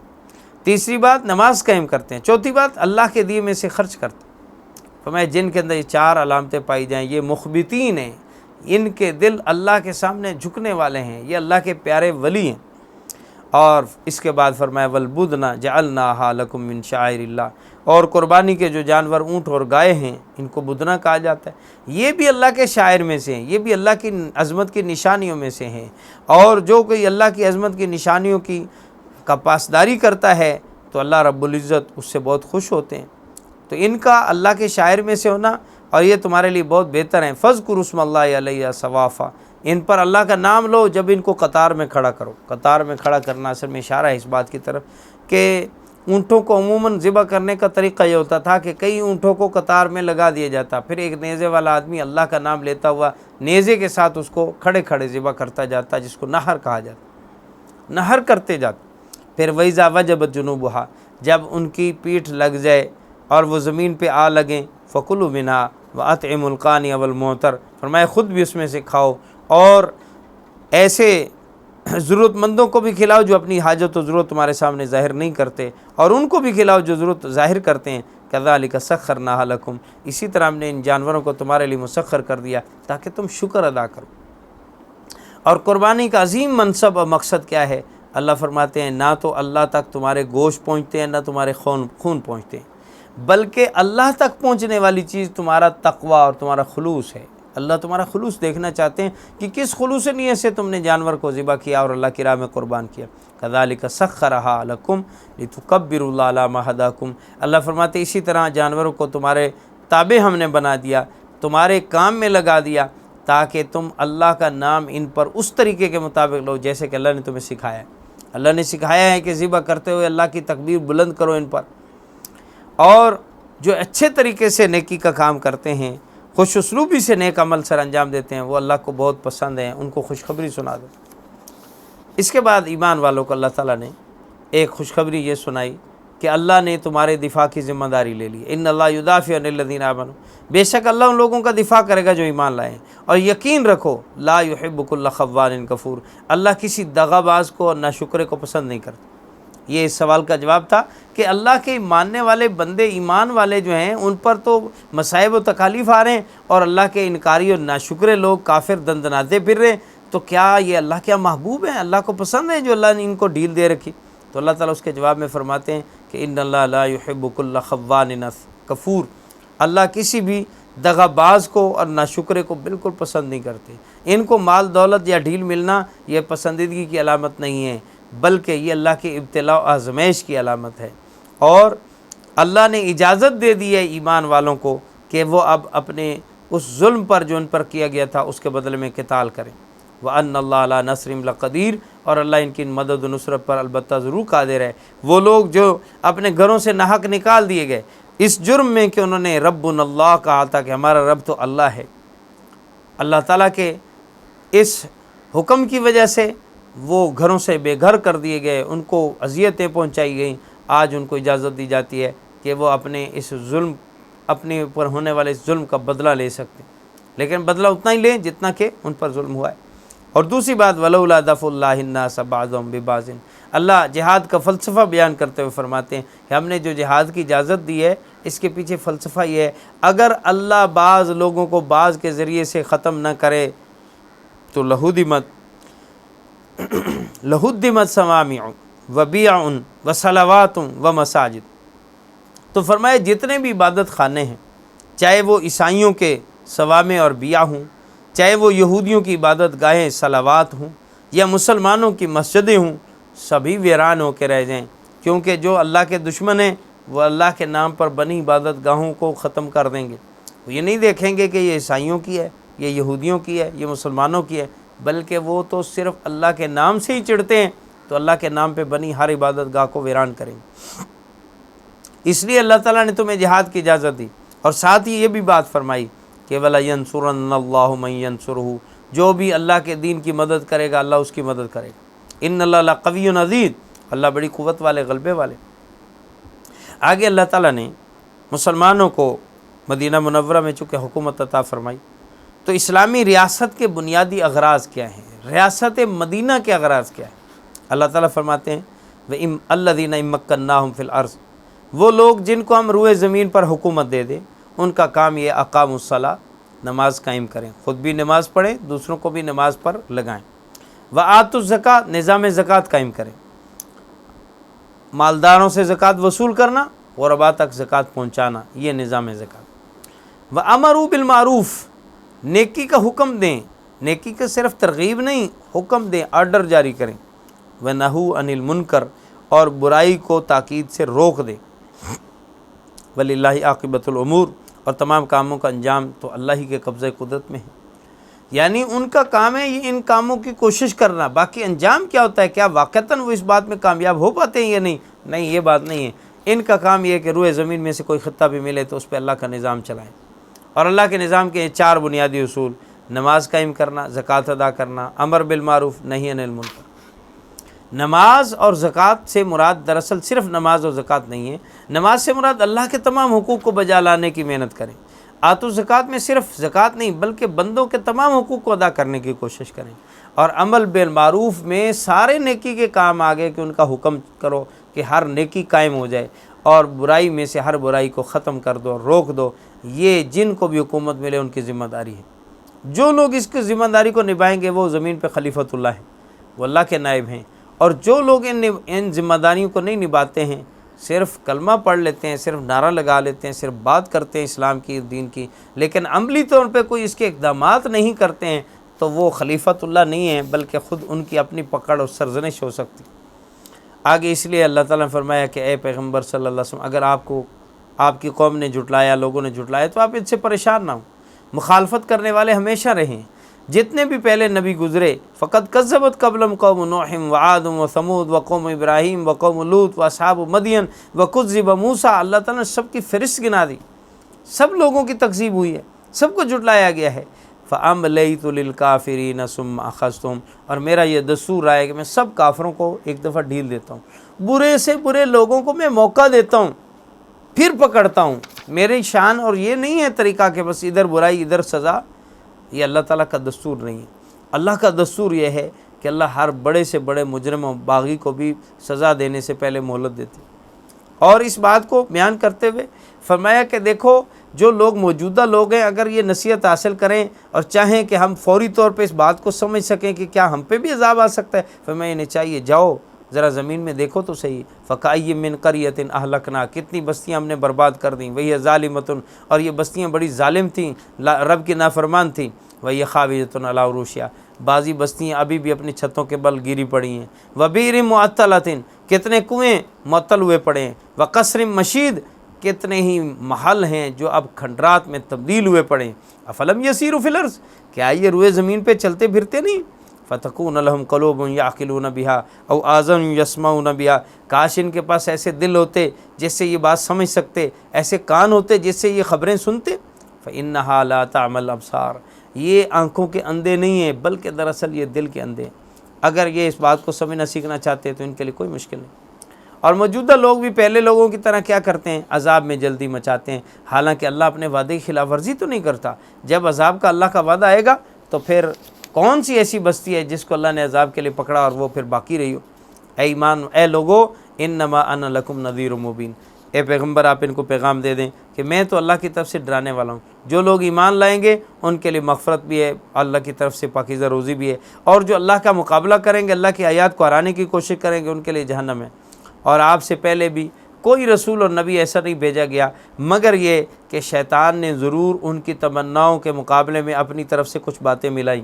شیطان نے ملاوٹ کی، شیطان نے لوگوں کو ورغلانے کے لیے دین کی باتوں میں سے کوئی بات ایسی نکالی کہ جس سے لوگوں کو گمراہ کر سکے۔ اب گمراہ لوگ شیطان کی بات پر چلنا شروع ہو جاتے ہیں، اور ہدایت والوں کے لیے اللہ تعالیٰ وہی نازل فرما کر ان کی بات، شیطانی باتوں کو بیچ میں سے رد کر کے ختم کر دیتے ہیں اور اپنے کلمے کو پختہ کر دیتے ہیں۔ اس کی ایک مثال پیچھے گزر چکی سورہ انعام وغیرہ میں، کہ اللہ رب العزت نے جب جانوروں کو ذبح کر کے حلال کرنے کا حکم دیا اور مردار کی حرمت کو بیان کیا، تو شیطان نے بیچ میں سے اپنی بات ڈالی اور لوگوں کو اس بات پہ ورغلاتے ہوئے کہا کہ دیکھو، جس کو اللہ مار دے مردار وہ تو حرام، اور جس کو بندے خود ذبح کریں وہ حلال، یہ دیکھو عجیب باتیں کر رہے ہیں۔ اب لوگوں کی عقل میں یہ بات آئی، انہوں نے اسی بات کو لے لیا، جن کے ذہن میں مخالفت رچی بسی تھی وہ نبی کی مخالفت میں اسی بات کو لے کے چل پڑے کہ ہاں شیطان ٹھیک کہہ رہا ہے، یعنی شیطان کی اس بات کو لے کر انہوں نے سمجھ لیا کہ یہی صحیح ہے، اور وہ رحمان کی اس بات کی طرف نہیں آئے جو رحمان نے بعد میں جواب دے کے اس بات کو صاف کر دیا کہ جس کو ہم ذبح کرنے کا حکم دیتے ہیں وہ ہمارے نام کے ساتھ ذبح ہوتا ہے، ہمارے حکم کے مطابق ذبح ہوتا ہے، اس لیے حلال۔ اس پہ دو باتیں آئی ہیں، ایک میرا نام چل گیا ہے اس لیے حلال ہے، اور دوسرا میرا آرڈر چل گیا اس لیے حلال ہے۔ اور مردار میں یہ دونوں باتیں نہیں، نہ تو اس پہ میرا نام پڑا گیا اس لیے وہ مردار ہے، اور نہ ہی اس کو میرے حکم کے مطابق موت آئی ہے اس وجہ سے وہ حلال نہیں ہے بلکہ حرام اور مردار ہے، اور اس کے کھانے سے اللہ نے منع کیا ہے۔ تو یوں شیطان تو ہر زمانے میں ورغلاتا رہا ہے، پھر جو شیطان کے یار اور دوست تھے وہ شیطان ہی کی بات پر اڑ جاتے ہیں، پکے ہو جاتے ہیں، اور جو رحمان کے دوست اور رحمان کے بندے ہیں وہ حق بات کی طرف رجوع کرتے ہیں، انہیں جب صحیح بات ملتی ہے تو اسی طرف لوٹتے ہیں، اور اللہ تعالیٰ ایمان والوں کو ضرور سیدھے راستے کی طرف لے آتے ہیں اور صراط مستقیم پہ چلاتے ہیں۔ اور کافر لوگوں کے دلوں میں وہ آخرت کی بات ہو یا دنیا کا کوئی مسئلہ ہو، وہ ان کے لیے شک اور ایسا ریب بن جاتا ہے دل میں کہ نکلنے کو تیار نہیں ہوتا، یہاں تک کہ وہ کہتے ہیں اچھا قیامت ہے تو پھر آنی ہے تو کب آ رہی ہے، کتنے دنوں میں آ رہی ہے، ابھی تک آئی کیوں نہیں؟ اللہ تعالیٰ فرماتے ہیں کہ قیامت تو اچانک آ جائے گی۔ تو ان کا جواب ہوتا ہے کہ جو اچانک کب؟ اچانک اتنا عرصہ ہو گیا ابھی تک تو اچانک نہیں بنا۔ اللہ فرماتے ہیں الملک یومئذ للہ، اس دن حکمرانی اللہ ہی کی چلے گی، یحکم بینہم، اللہ ان کے درمیان فیصلہ کر دے گا۔ ایمان والوں کو جنت اور نعمتوں میں، اور کافروں کو، تکذیب کرنے والوں کو اللہ تعالیٰ ذلت امیز عذاب میں مبتلا کریں گے۔ اور جو ایمان والے وہ ہیں جو مخلصین ہیں، فرمایا الذین ہاجروا فی سبیل اللہ ثم قتلوا او ماتوا، جو لوگ اللہ کی راہ میں ہجرت کرتے ہیں، جہاد کرتے ہیں، اور پھر اللہ کی راہ میں یا شہید ہو جاتے ہیں یا تبھی موت وفات پا جاتے ہیں، اللہ ضرور ان کو بہترین روزی بھی دیتے ہیں، اور اللہ بہترین رزق دینے والے ہیں۔ یہاں رزق سے مراد ہے جنت کا رزق، جنت کی نعمتوں کا رزق، چونکہ مرنے کے بعد تو وہ رزق ہے، دنیا کی رزق تو آخرت میں نہیں، آخرت میں جنت کا رزق ہوگا۔ اور اللہ فرماتے ہیں لَيُدْخِلَنَّهُمْ مُدْخَلًا يَرْضَوْنَهُ، اللہ ان کو ایسی پاکیزہ اور اچھی جگہوں میں داخل فرمائیں گے جہاں سے یہ راضی ہو جائیں گے، اور اس کے مقابلے میں جو کافر ہیں ان کا انجام برا ہوگا۔ اور یہاں یہ بھی ساتھ فرما دیا وَمَنْ عَاقَبَ بِمِثْلِ مَا عُوقِبَ بِهِ ثُمَّ بُغِيَ عَلَيْهِ لَيَنْصُرَنَّهُ اللَّهُ، جس شخص کو کوئی تکلیف پہنچائی گئی ہے تو اسے چاہیے کہ وہ اتنی تکلیف پہنچا لے، اتنا بدلہ لے لے، اور جب وہ ایسا کرے گا تو ثُمَّ بُغِيَ عَلَيْهِ، ایسا بھی ہو سکتا ہے کہ پھر اس کے خلاف بغاوت کرتے ہوئے دوبارہ اس کو سزا دی جائے۔ لَيَنْصُرَنَّهُ اللَّهُ، اللہ فرماتے ہیں اس سے بات سے پریشان نہ ہو کہ اگر ہم نے بدلہ لیا تو ہم سے پھر بدلہ لینے والے ہمیں کہیں زیادہ نہ ماریں، اللہ کی مدد تمہارے ساتھ ہوگی۔ اور ساتھ ترغیب بھی دے دی ان اللہ لعفو غفور، اللہ خود تو بڑا معاف کرنے والا، مغفرت کرنے والا ہے، اور تمہیں اس بات کی بھی اجازت دی ہے کہ تم بدلہ بھی لے سکتے ہو۔ تو بدلہ لینے کی اجازت دی ہے، بدلہ لینا فرض نہیں کیا، معاف کرنا چاہو تو معاف کر دو۔ اور اس میں اللہ ترغیب یوں بھی دے رہے ہیں کہ دیکھو اللہ تو وہ اللہ ہے جو رات کو دن میں بدل سکتا ہے، جو دن کو رات میں بدل سکتا ہے، اس اللہ کے لیے کیا مشکل تھی کہ فوری سزا دے دے؟ وہ سزا دینے پہ قادر ہونے کے باوجود معافی اور ڈھیل اور مہلت دینے کو پسند کرتا ہے۔ تو ایمان والوں کو بھی چاہیے کہ اپنی آنے والی تکالیف پر اولاً صبر سے کام لے، حوصلے سے کام لے، معاف کریں، لیکن اگر معافی سے مد مقابل اور زیادہ بگڑ رہا ہو، اس کے بگاڑ کی اصلاح کے لیے اس کو سزا دینا ضروری ہو، تو جتنی اس نے سزا دی ہے، جتنی تکلیف پہنچائی ہے، اتنی ہی تم تکلیف پہنچا سکتے ہو، اس کی تمہیں اجازت ہے۔ اور پھر اللہ تعالیٰ آگے فرماتے ہیں ذالک بان اللہ هو الحق، حق تو بس اللہ ہے، اور اللہ کے ماں سوا سب باطل ہے، اور باطل ختم ہونے والا ہے، اور اللہ کی ذات بہت بلند و بالا اور اعلیٰ ذات ہے، ذی شان ہے اور عظمت والا اللہ ہے۔ کیا آپ نے نہیں دیکھا اللہ کیسے آسمانوں سے پانی اتارتے ہیں، پھر اس کے ذریعے زمین کو سرسبز و شاداب بناتے ہیں؟ اللہ بڑے ہی باریک بین ہیں، بڑے خبردار ہیں، اسی اللہ کا جو کچھ آسمانوں و زمینوں میں ہے۔ اللہ تو بہت بے نیاز ہے، قابل تعریف ہے، وہ تعریفوں کے لائق ہے۔ کیا تم نے نہیں دیکھا کہ اللہ نے زمین کو تمہارے لیے مسخر کر دیا، اور کشتیوں کو اپنے حکم سے تمہارے تابع بنا دیا، اور آسمان کو اللہ نے تھام رکھا ہے کہ وہ زمین پہ نہیں گر رہا، اللہ کے حکم کی وجہ سے رکا ہوا ہے۔ ان اللہ بالناس لرؤوف الرحیم، بے شک اللہ اپنے بندوں کے ساتھ تو بہت ہی مہربان اور بہت رحم کرنے والا ہے۔ یہ سارے دلائل اللہ تعالیٰ بتا کر یہ بتاتے ہیں کہ دیکھو وہ اللہ جو ان ساری تمام تر قدرتوں والا اللہ ہے، وہ اپنی قدرتوں کے باوجود نافرمانوں کو، باغیوں کو معاف بھی کرتا ہے، مہلت بھی دیتا ہے۔ تمہیں بھی چاہیے کہ اللہ کے اخلاق کو اپنے اندر پیدا کرتے ہوئے، اللہ کی سخاوت میں سے سخاوت، اللہ کی حلم میں سے حلم، اللہ کے علم میں سے علم اپنے اندر پیدا کرتے ہوئے اللہ والی صفات پیدا کرو۔ اور وہ قدرتوں کے باوجود معاف کرتا ہے، درگزر کرتا ہے، اور اس معافی کا نتیجہ یہ ہوتا ہے کہ بہت سارے بندے اللہ کے بندے بن جاتے ہیں۔ معافی اور ڈھیل سے ان کو اس بات کی طرف رغبت و شوق ملتا ہے کہ ہے ہمارا رب جس نے باوجود قدرتوں کے میں معاف کر دیا، ہمیں بھی چاہیے کہ ہم معاف کریں اور انسانیت کو بسانے والے بنیں۔ اللہ وہ ہے جس نے تمہیں زندہ کیا، جو تمہیں موت دے گا، جو تمہیں دوبارہ زندہ کرے گا، یہ اللہ ہے۔ اور اس کے مقابلے میں انسان کیا ہے؟ فرمایا ان الانسان لکفور، انسان بڑا ہی ناشکر ہے۔ یہ ساری نعمتیں اللہ عطا کر رہے ہیں اور یہ پھر بھی ناشکری کر رہے ہیں۔ لکل امۃ جعلنا منسکا ہم ناسکوہ فلا ینازعن فی الامر، اللہ فرماتے ہیں ہر امت کے لوگوں کے لیے عبادت کا ایک طریقہ مقرر کیا ہے جس کے مطابق وہ عبادت کرتے ہیں، لہٰذا اے پیغمبر لوگوں کو تم سے اس معاملے میں جھگڑا نہیں کرنا چاہیے، اور تم اپنے پروردگار کی طرف سے دعوت دیتے رہو، تم یقیناً سیدھے راستے پر ہو۔ لوگوں کی باتوں سے اس بات میں ملال میں نہ پڑو کہ لوگ کہتے ہیں آپ سیدھے راستے پر نہیں ہیں، آپ غلط ہیں۔ وَإِن جَادَلُوكَ فَقُلِ اللَّهُ أَعْلَمُ بِمَا تَعْمَلُونَ۔ اگر پھر بھی لوگ آپ سے جھگڑا کرتے ہیں تو آپ ان کو صاف کہہ دیں کہ بھئی میرا اللہ بہتر جانتا ہے، جو رب نے مجھے بتایا میں تو تمہیں وہی بتاؤں گا۔ اور پھر عملی فیصلہ قیامت کو ہوگا، دنیا میں نہیں ہو سکتا۔ الم تعلم ان اللہ یعلم ما فی السماوات والارض، کیا یہ لوگ جانتے نہیں کہ اللہ آسمان و زمینوں کی ہر بات کو جانتا ہے؟ کیا انہیں معلوم نہیں کہ اللہ نے سب کچھ لوح محفوظ و کتاب میں محفوظ کر رکھا ہے، اور اللہ پر حساب کتاب لینا بہت آسان ہے۔ وَيَعْبُدُونَ مِن دُونِ اللَّهِ مَا لَمْ يُنَزِّلْ بِهِ سُلْطَانًا، پھر بھی یہ اس کے باوجود اللہ کی ساری صفات جاننے ماننے کے باوجود اللہ کے ماں سوا کی پوجا پاٹ کرتے ہیں، ایسی چیزوں کی جن کے بارے میں اللہ نے کوئی دلیل نہیں اتاری اور نہ ہی ان کے پاس کوئی علم ہے۔ ایسے ظالموں کا کوئی معاون و مددگار نہیں ہوگا۔ اور جب ان پر اللہ کی آیتیں پڑھی جاتی ہیں، تعرف فی وجوہ الذین کفروا المنکر، اللہ کی آیتیں سن کر آپ کافروں کے چہروں میں انکار دیکھیں گے، ضد دیکھیں گے۔ ان کے چہرے اللہ کی آیتوں کو سن کر بڑے ناگواری کا اظہار کر رہے ہوں گے۔ یکادون یسطون بالذین یتلون علیہم آیاتنا، اور آگے اللہ نے بڑی عجیب کیفیت بیان فرمائی، آپ کو ایسے لگے گا کہ یہ تو اللہ کی آیتیں پڑھنے والوں کے اوپر حملہ آور ہو جائیں کہ یہ ہمیں اللہ کی آیتیں کیوں سنا رہے ہیں، یہ اللہ کا حکم ہمیں کیوں سناتے ہیں۔ ان کو اللہ کی آیتوں سے اتنی چڑ ہوتی ہے، اللہ کے حکموں سے اتنی چڑ ہوتی ہے، وہ چاہتے ہیں جو ہمیں ایسی بات سنائے ہم اس کو ہی مار دیں۔ قل افانبئکم بشر من ذالکم، اے پیغمبر صلی اللہ علیہ وسلم آپ بڑے حوصلے اور صبر و تحمل کے ساتھ ان کو کہہ دیں، آؤ میں تمہیں اس سے بھی ایک بری چیز نہ بتاؤں جو تمہیں اس سے بھی بری لگے گی، جو بہت بری لگے گی تمہیں، بتائیں؟ وہ چیز ہے النار، جہنم وعدہ اللہ الذین کفروا، جس کا اللہ نے کافروں سے وعدہ کیا ہے۔ جب وہ جہنم تمہارے سامنے آئے گی تو اس سے تمہیں کتنی چڑ اور نفرت ہوگی۔ تم تو دنیا میں اللہ کی آیتیں نہیں سننا چاہتے، اللہ کا حکم نہیں سننا چاہتے، اس کی خلاف ورزی کرنے کے لیے وبئس المصیر، اور جہنم بہت بری جگہ ہے۔ سورہ حج کا آخری رکوع، اس میں اللہ تعالیٰ نے اپنی توحید و وحدانیت کو ایک مثال سے سمجھائے۔ فرمایا یا ایھا الناس ضرب مثل فاستمعوا لہ، اے لوگو ہم تمہیں ایک مثال سمجھاتے ہیں، ذرا کان لگا کے سننا، ذرا دھیان سے سننا اس کو۔ اللہ تعالیٰ خود فرما رہے ہیں فاستمعوا لہ، اس کو کان لگا کے سنو، غور سے سنو، دل و دماغ کھلا کر کے سنو۔ اللہ کے ماں سوا جتنی بھی چیزوں کی پوجا پاٹ کی جا رہی ہے، جن کو مشکل کشا سمجھ کے پکارا جا رہا ہے،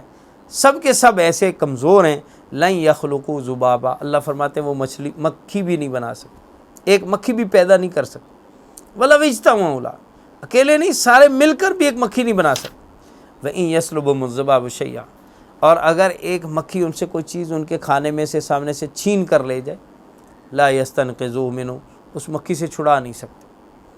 کیونکہ مکھی ایسے طریقے سے غذا حاصل کرتی ہے کہ غذا اس کے اندر جاتی جزو بدن بن جاتی، اس کے منہ میں نہیں رہتی کہ تھوڑی دیر اس کو وہ اپنے منہ میں جو ہے وہ اس کو پیس رہی ہو اور پھر اس کے بعد اس سے چھڑا لیا جائے، ایسا نہیں ہے۔ اللہ نے اس کو ایسا غذا لینے کا عجیب و غریب ملکہ دیا ہے کہ وہ اپنی ایک سونڈ نما، انجیکشن نما سونڈ جو ہے وہ اس غذا میں داخل کر کے اپنی رطوبت خارج کرتی ہے، اس رطوبت سے اس کا جو سامنے کا کھانا ہوتا ہے وہ بالکل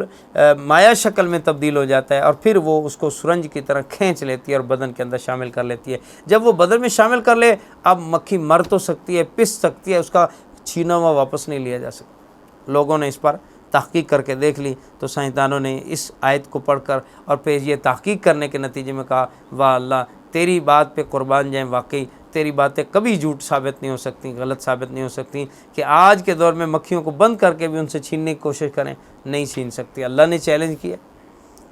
فرمایا مکھی سے چھین تک نہیں سکتے۔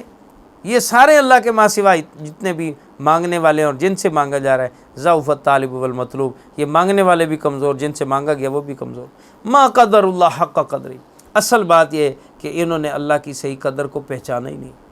اللہ کی عظمت کو پہچانا ہی نہیں۔ اللہ تعالیٰ بار بار ایسے بہت زیادہ بندے سے شکوہ کناہ ہو کر فرماتے ہیں، ہے میرے بندے تو نے مجھے پہچانا نہیں، تو نے اللہ کی قدر ہی نہیں کی۔ کہیں فرماتے یا ایھا الانسان ما غرک بربک الکریم، اے انسان تجھے کیا ہو گیا ہے، تو اپنے کریم رب سے کیوں اتنا زیادہ دور ہو گیا ہے، اور کس چیز نے تجھے اپنے رب سے بہکا دیا ہے، دھوکے میں ڈال دیا۔ کہیں فرمایا قتل الانسان ما اکفر، ہلاک ہو جائے انسان تو کس قدر ناشکرا ہے، میری کتنی نعمتیں تجھ پر ہیں پھر تجھے میری قدر ہی نہیں۔ ان اللہ لقوی عزیز، حالانکہ اللہ بڑی قوت والا اور غلبے والا ہے، چاہے تو اپنی قدر دلانے کے لیے سب کو ملیے میٹ کر۔ اللہ یستفی من الملائکۃ رسلا ومن الناس، اللہ فرشتوں میں سے بھی اپنے پیغام رسا خود چنتا ہے، اور بندوں میں سے بھی اپنے رسول خود چنتا ہے۔ اس کا اختیار اللہ کے پاس ہے۔ لوگوں کو یہ اعتراض کرنے کا کوئی حق نہیں کہ فلاں کو نبی کیوں بنایا اور فلاں کو کیوں بنایا۔ یعلم ما بین ایدیہم وما خلفہم، اس کا علم بڑا کامل ہے، وہ تو سب کچھ سامنے بھی جانتا ہے، چھپا ہوا بھی جانتا ہے۔ اللہ ہی کے پاس سارے کاموں کا دار و مدار و عروج و زوال ہے۔ اے ایمان والو، تمہارے اوپر لازم ہے کہ تم اللہ کو رکوع کرو، اللہ کے سامنے سجدہ کرو، اسی کی عبادت کرو، اور نیکی و بلائی کے کام کرو تاکہ تم کامیاب ہو جاؤ۔ کامیابی کا واحد راستہ یہی ہے، اور اس کے لیے اگر تمہیں مجاہدہ کرنا پڑے، وجاہدوا فی اللہ حق جہادی، اللہ کے راستے میں جہاد کرو جیسے جہاد کرنے کا حق ہے۔ لفظ جہاد یہ بہت عام مفہوم ہے۔ قتال کا لفظ تو خاص ہے، میدان جہاد میں کافروں کے ساتھ لڑائی کرنے کو کہتے ہیں، لیکن جہاد کے لفظ میں عمومیت ہے، ہر جد و جہد اور کوشش کو یہ شامل ہے۔ جو بھی اللہ کو مانے اور اللہ کو پانے کے لیے، اللہ کو منانے کے لیے جد و جہد اور کوشش کی جائے، چاہے وہ علم کے ذریعے سے ہو، چاہے وہ حج کرنے کی صورت میں ہو، چاہے وہ ہجرت کرنے کی صورت میں ہو، چاہے وہ جہاد فی سبیل اللہ دشمن سے لڑنے کی صورت میں ہو، سبھی جہاد کی صورتیں ہیں۔ فرمایا جہاد کرو اللہ کے راستے میں جیسے جہاد کرنے کا حق ہے۔ وَاجْتَبَاكُمْ، اسی نے تو تمہیں اپنے دین کے لیے منتخب کر لیا اور چن لیا۔ وَمَا جَعَلَ عَلَيْكُمْ فِي الدِّينِ مِنْ حَرَجٍ، اور دین کے معاملے میں تمہارے پر کوئی تنگی نہیں رکھی ہے۔ اور ملت ابیکم ابراہیم، تم اپنے جد امجد حضرت ابراہیم علیہ السلام کے دین کو مضبوطی سے تھام لو۔ وَسَمَّاكُمُ الْمُسْلِمِينَ، انہوں نے ہی تو تمہارا نام مسلم رکھا، تمہیں فرمانبردار تمہارا نام رکھا ہے، تو پھر بھی تم نافرمان کیوں بنتے ہو؟ من قبل، اس سے پہلے، وفی ھذا، اور اس قرآن میں بھی تمہارا نام مسلمان رکھا گیا۔ لیکون الرسول شہیدا علیکم، ایسا اس لیے کرو تاکہ رسول تمہارے اوپر تمہارے حق میں گواہ بنے، اور وتکون شہداء علی الناس، تم لوگوں کے حق میں گواہی دو، یعنی نبی صلی اللہ علیہ وسلم تمہارے حق میں گواہی دیں گے اور تم پہلی امتوں کے نبیوں کے حق میں گواہی دو گے۔ اللہ تعالیٰ بروز قیامت تمہیں یہ منصب اور عہدہ دیں گے۔ اقیموا الصلاۃ وآتوا الزکوٰۃ، نماز قائم کرتے رہو، زکوٰۃ ادا کرتے رہو۔ واعتصموا باللہ، اور اللہ کو مضبوطی سے تھام کر رکھو، اللہ کے ساتھ چمٹ جاؤ۔ ہوا مولاکم، کیا ہی پیارے یہ جملے ہیں۔ ہوا مولاکم، وہی تو تمہارا رکھوالا ہے، وہی تو تمہارا مولا ہے۔ فنعم المولا، کتنا اچھا مولا ہے، کتنا اچھا رکھوالا ہے۔ ونعم النصیر، اور کتنا اچھا مددگار ہے تمہارا اللہ۔ اللہ کی ان صفات پہ ہم قربان جائیں اور ان کو بار بار پڑھیں۔ ہوا مولاکم فنعم المولا ونعم النصیر، وہی تو تمہارا رکھوالا ہے۔ وہ کس قدر اچھا رکھوالا ہے، وہ کس قدر تمہارا اچھا مولا ہے، تمہارا دستگیر ہے، تمہارے ہاتھ پکڑنے والا ہے، تمہیں ہر مشکل سے نکالنے والا، ہر مصیبت میں تمہارے کام آنے والا وہی اللہ تو ہے۔ اس کو چھوڑ کر کہاں جاتے ہو؟ اس کی نافرمانی کر کے تم زمانے میں چین سے امن سے کیسے جی سکتے ہو؟ اگر اس کی حکومت سے ٹکراؤ گے تو زمانے میں چین سے کیسے جیو گے؟ چونکہ کسی بھی حکومت میں رہنے کے تین ہی اصول ہیں، یا تو اپنی حکومت قائم کر دو، دوسری حکومت ختم کر دو، یا اس حکومت سے لڑ نہیں سکتے ہو تو دائرہ حکومت سے باہر نکل جاؤ۔ تیسری صورت صرف یہی ہے کہ حکومت کی مان لو اور ماتحت بن کر جیو۔ اب اللہ کی حکومت زمین و آسمان پر، نہ تو ہم اللہ سے لڑ کر اپنی حکومت قائم کر سکتے کہ اللہ کی حکومت ختم کر دیں، نہ ہم اللہ کے دائرہ حکومت سے باہر جا سکتے ہیں۔ یا معاشر الجن والانس ان استطعتم ان تنفذوا من اقطار السماوات والارض فانفذوا، اللہ فرماتے ہیں اے انسانوں جنوں کی جماعت، اگر اللہ کے زمین و آسمان کی ناروں سے باہر جا سکتے ہو چلے جاؤ، جا سکتے ہو، کہیں نہیں جا سکتے۔ جب اللہ کی دھرتی سے، اللہ کی حکومت سے، حکمرانی سے باہر بھی نہیں جا سکتے تو ایک ہی طریقہ رہ جاتا ہے کہ اس کی مان لو۔ باغی بن کر جینے سے کبھی سکون نہیں ملے گا، باغی بننے والوں کا انجام بہت برا ہوتا ہے۔ کسی بھی حکومت کی بغاوت کیوں نہ ہو، یا بغاوت اور غداری کیوں نہ ہو، وہ بہت بری ہوتی ہے۔ پھر علیم بذات الصدور، اور ہر پل ہمارے اوپر حاکم، قوی، عزیز ذات، جس کے قبضے قدرت میں ہم ہر وقت ہیں، اور جس کے ہم سانس سانس کے محتاج ہیں، پل پل کے محتاج ہیں، بال بال ہمارا لوں لوں اس کے احسانات تلے دبا ہوا ہے۔ بھلا اس کے ساتھ بگاڑ کر ہم چین اور امن کی زندگی کیسے بسر کر سکتے ہیں؟ واحد راستہ سکون کا اللہ کی اطاعت کا راستہ ہے، اور اس کے علاوہ باقی تمام راستے یاد رکھیے گمراہی کے راستے ہیں۔ اللہ ہمیں ہدایت نصیب فرمائے، آمین۔